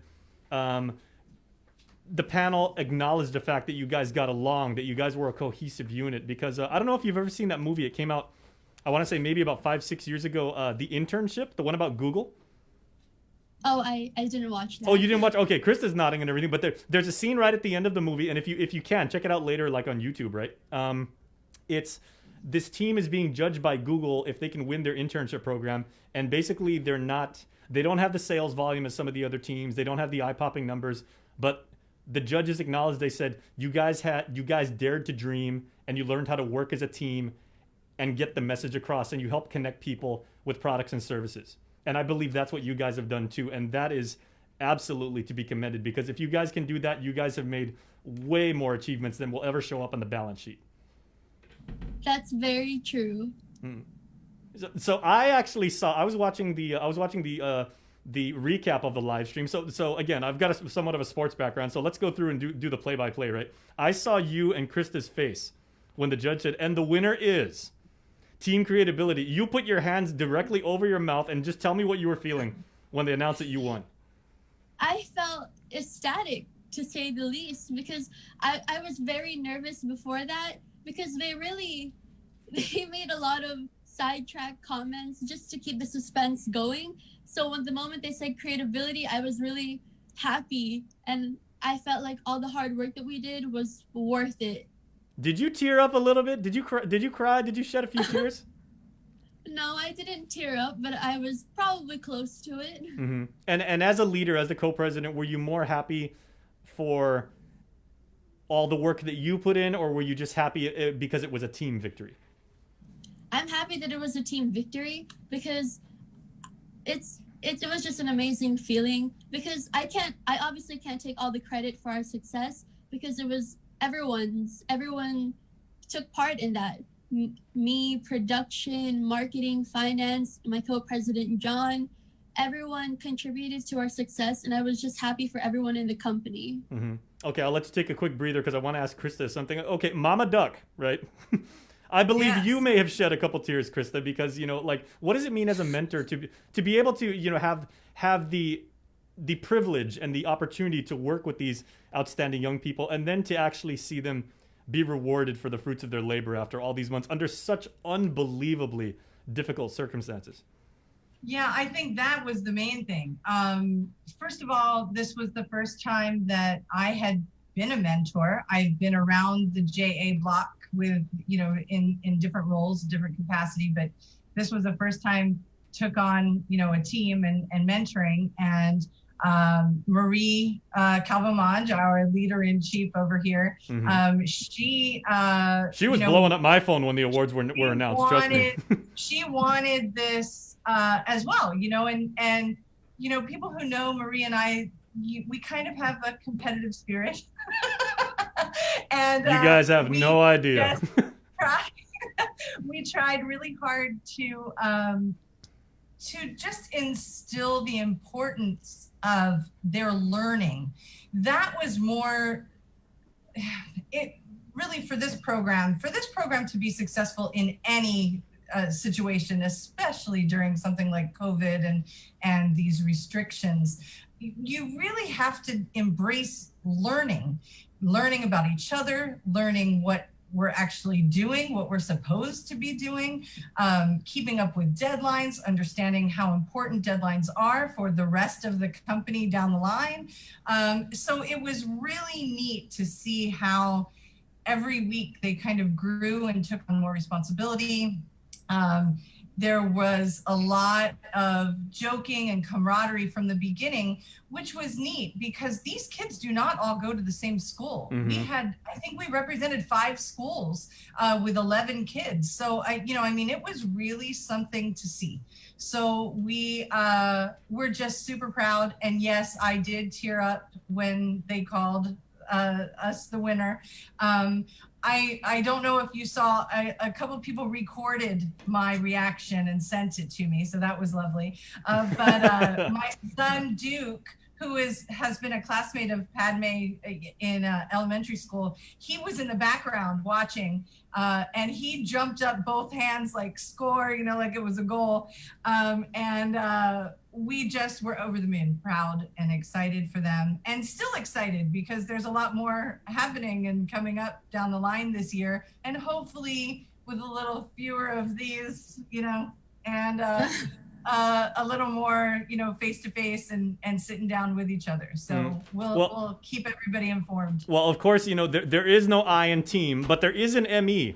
And Padme, you also won a individual award, but I'm sure as a proper leader and as someone who has demonstrated such amazing abilities, you say a win for me is a win for us. But you were also chosen as President of the Year, and in your own company, the way you guys came up with your own organizational plan is that you're a co-president. So what did you learn from your other teammates, and how have they made you better as a leader, as a thinker, and as an entrepreneur? First of all, I'm so sorry. My dog is barking, so there's a lot of background noise. Oh, I love that. That's why I love Zoom. Yeah, it's really interesting to hear when people have background noise. But I learned a lot this year as co-president, because at first when Jonathan and I tied, I was a little nervous because I've never been a president before, much less a co-president. So I was a little worried about how we were going to run the company. And so from the very beginning, we had an honest conversation with each other about how we would work together and take turns leading meetings. And we had different strengths and different weaknesses. So we really used that to our advantage, and we became a team who led the company well, I would say. And I learned a lot this year. I learned especially that it's okay to ask for help, because I've always been more of a, if you want it done, I'll do it myself. But when you're in a company, when you're in a team, you can't do it yourself. If you do, you're going to cry. Or have and those aren't the laugh. tears you want to shed. Trust me, those aren't the kind I was talking about earlier.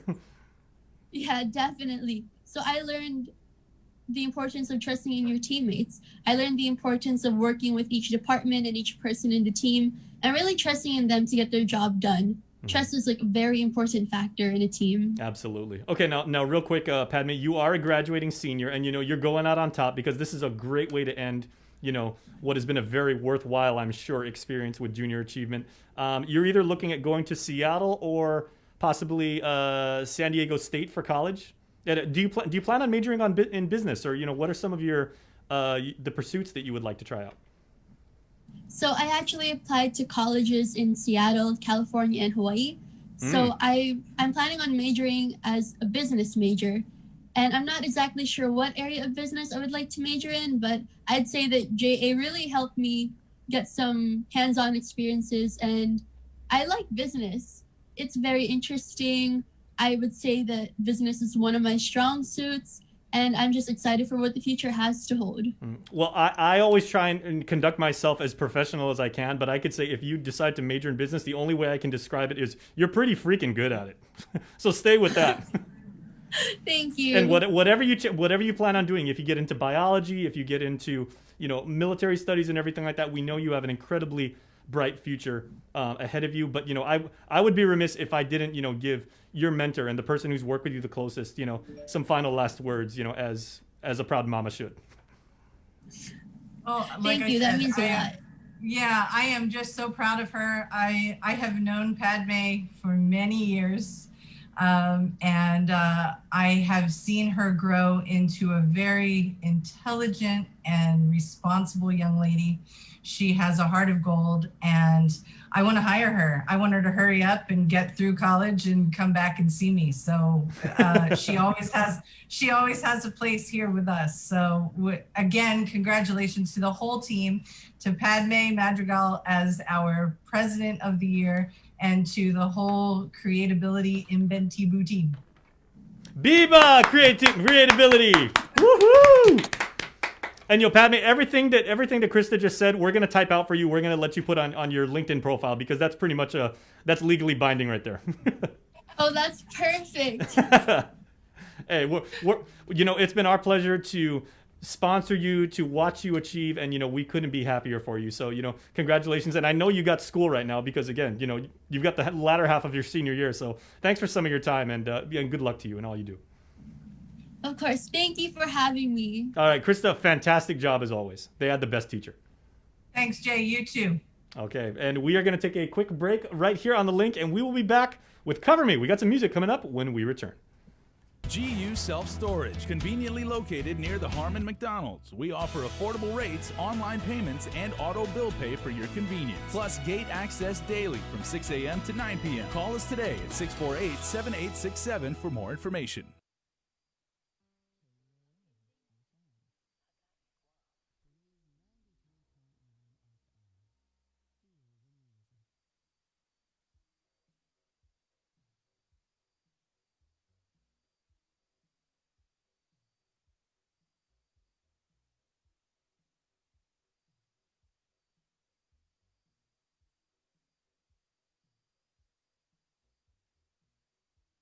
It takes all of us to protect Guam. Join the Guam Visitors Bureau in our social media campaign series aimed to protect our island and each other in this COVID-19 era. Participate in the Protect Guam movement by wearing your mask, showcasing Guam's heroes, staying active, and downloading the Guam COVID Alert app.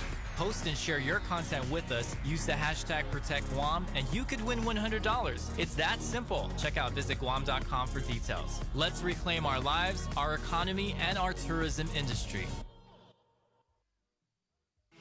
The relationship between Guam and Manila, Philippines is undeniable as we share similar cultural traditions, history, and heritage, with generations of Filipinos calling Guam home. KUAM presents a monthly look at the capital city featuring in-depth and engaging interviews on everything from medical tourism to new business and government leaders. Veteran newscaster Nestor Lecanto delivers Beyond Our Borders. This special program is brought to you by the Bank of Guam and KFC.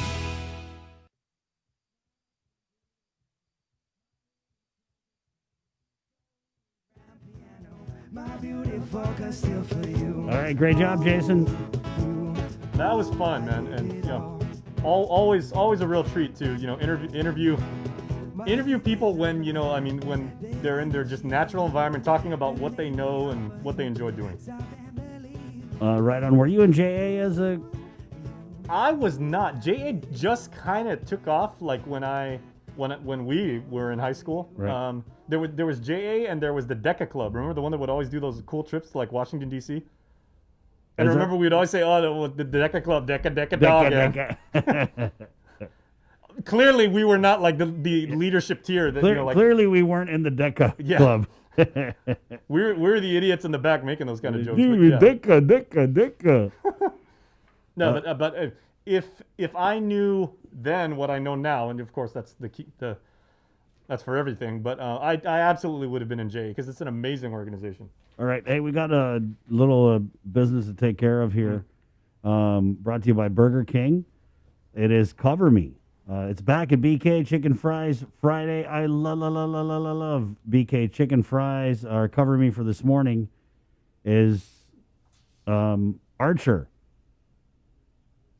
Where's my paper, guys? Yep, it's...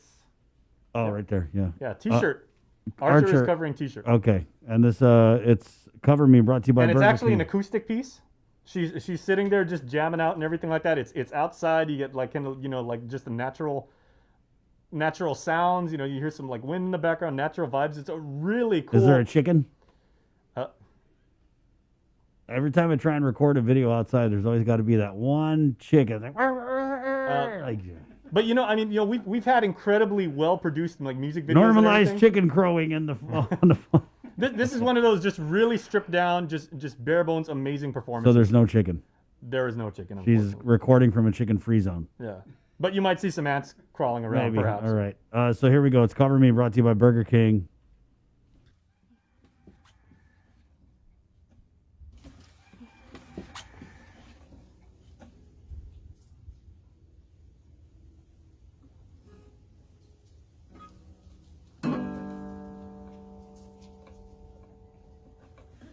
In the morning,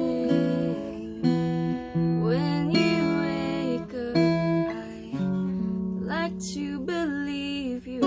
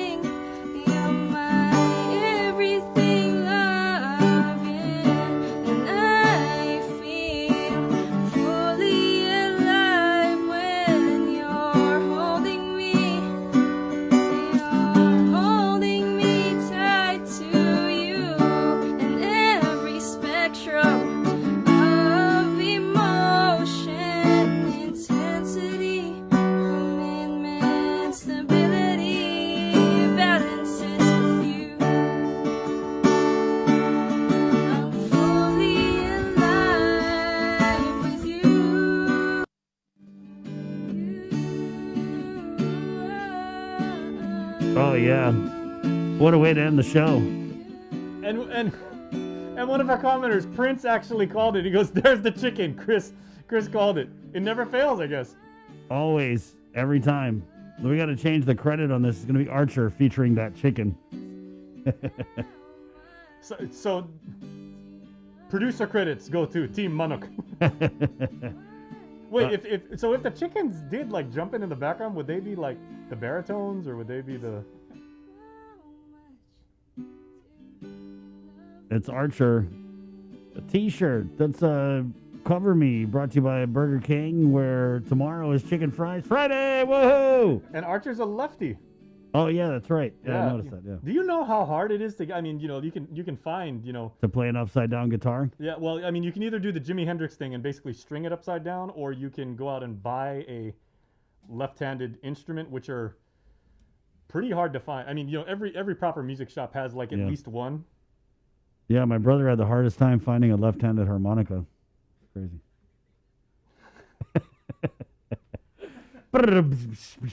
Wait, are you left-handed? No. I'm ambidextrous. Are you really? Yeah. I technically I'm supposed to be able to write with my right hand, but I was just being a jerk in like 3rd grade, and they were like, "This is how you write," and I was like, "No, I'm gonna try it with this other hand because I can write with this hand because I'm a nonconformist, and that's why my penmanship is so god awful." But okay, do you play pool with your left hand? Do you bowl with your left hand? Do you catch and throw with your left hand? What do you do with your left hand, Jay? I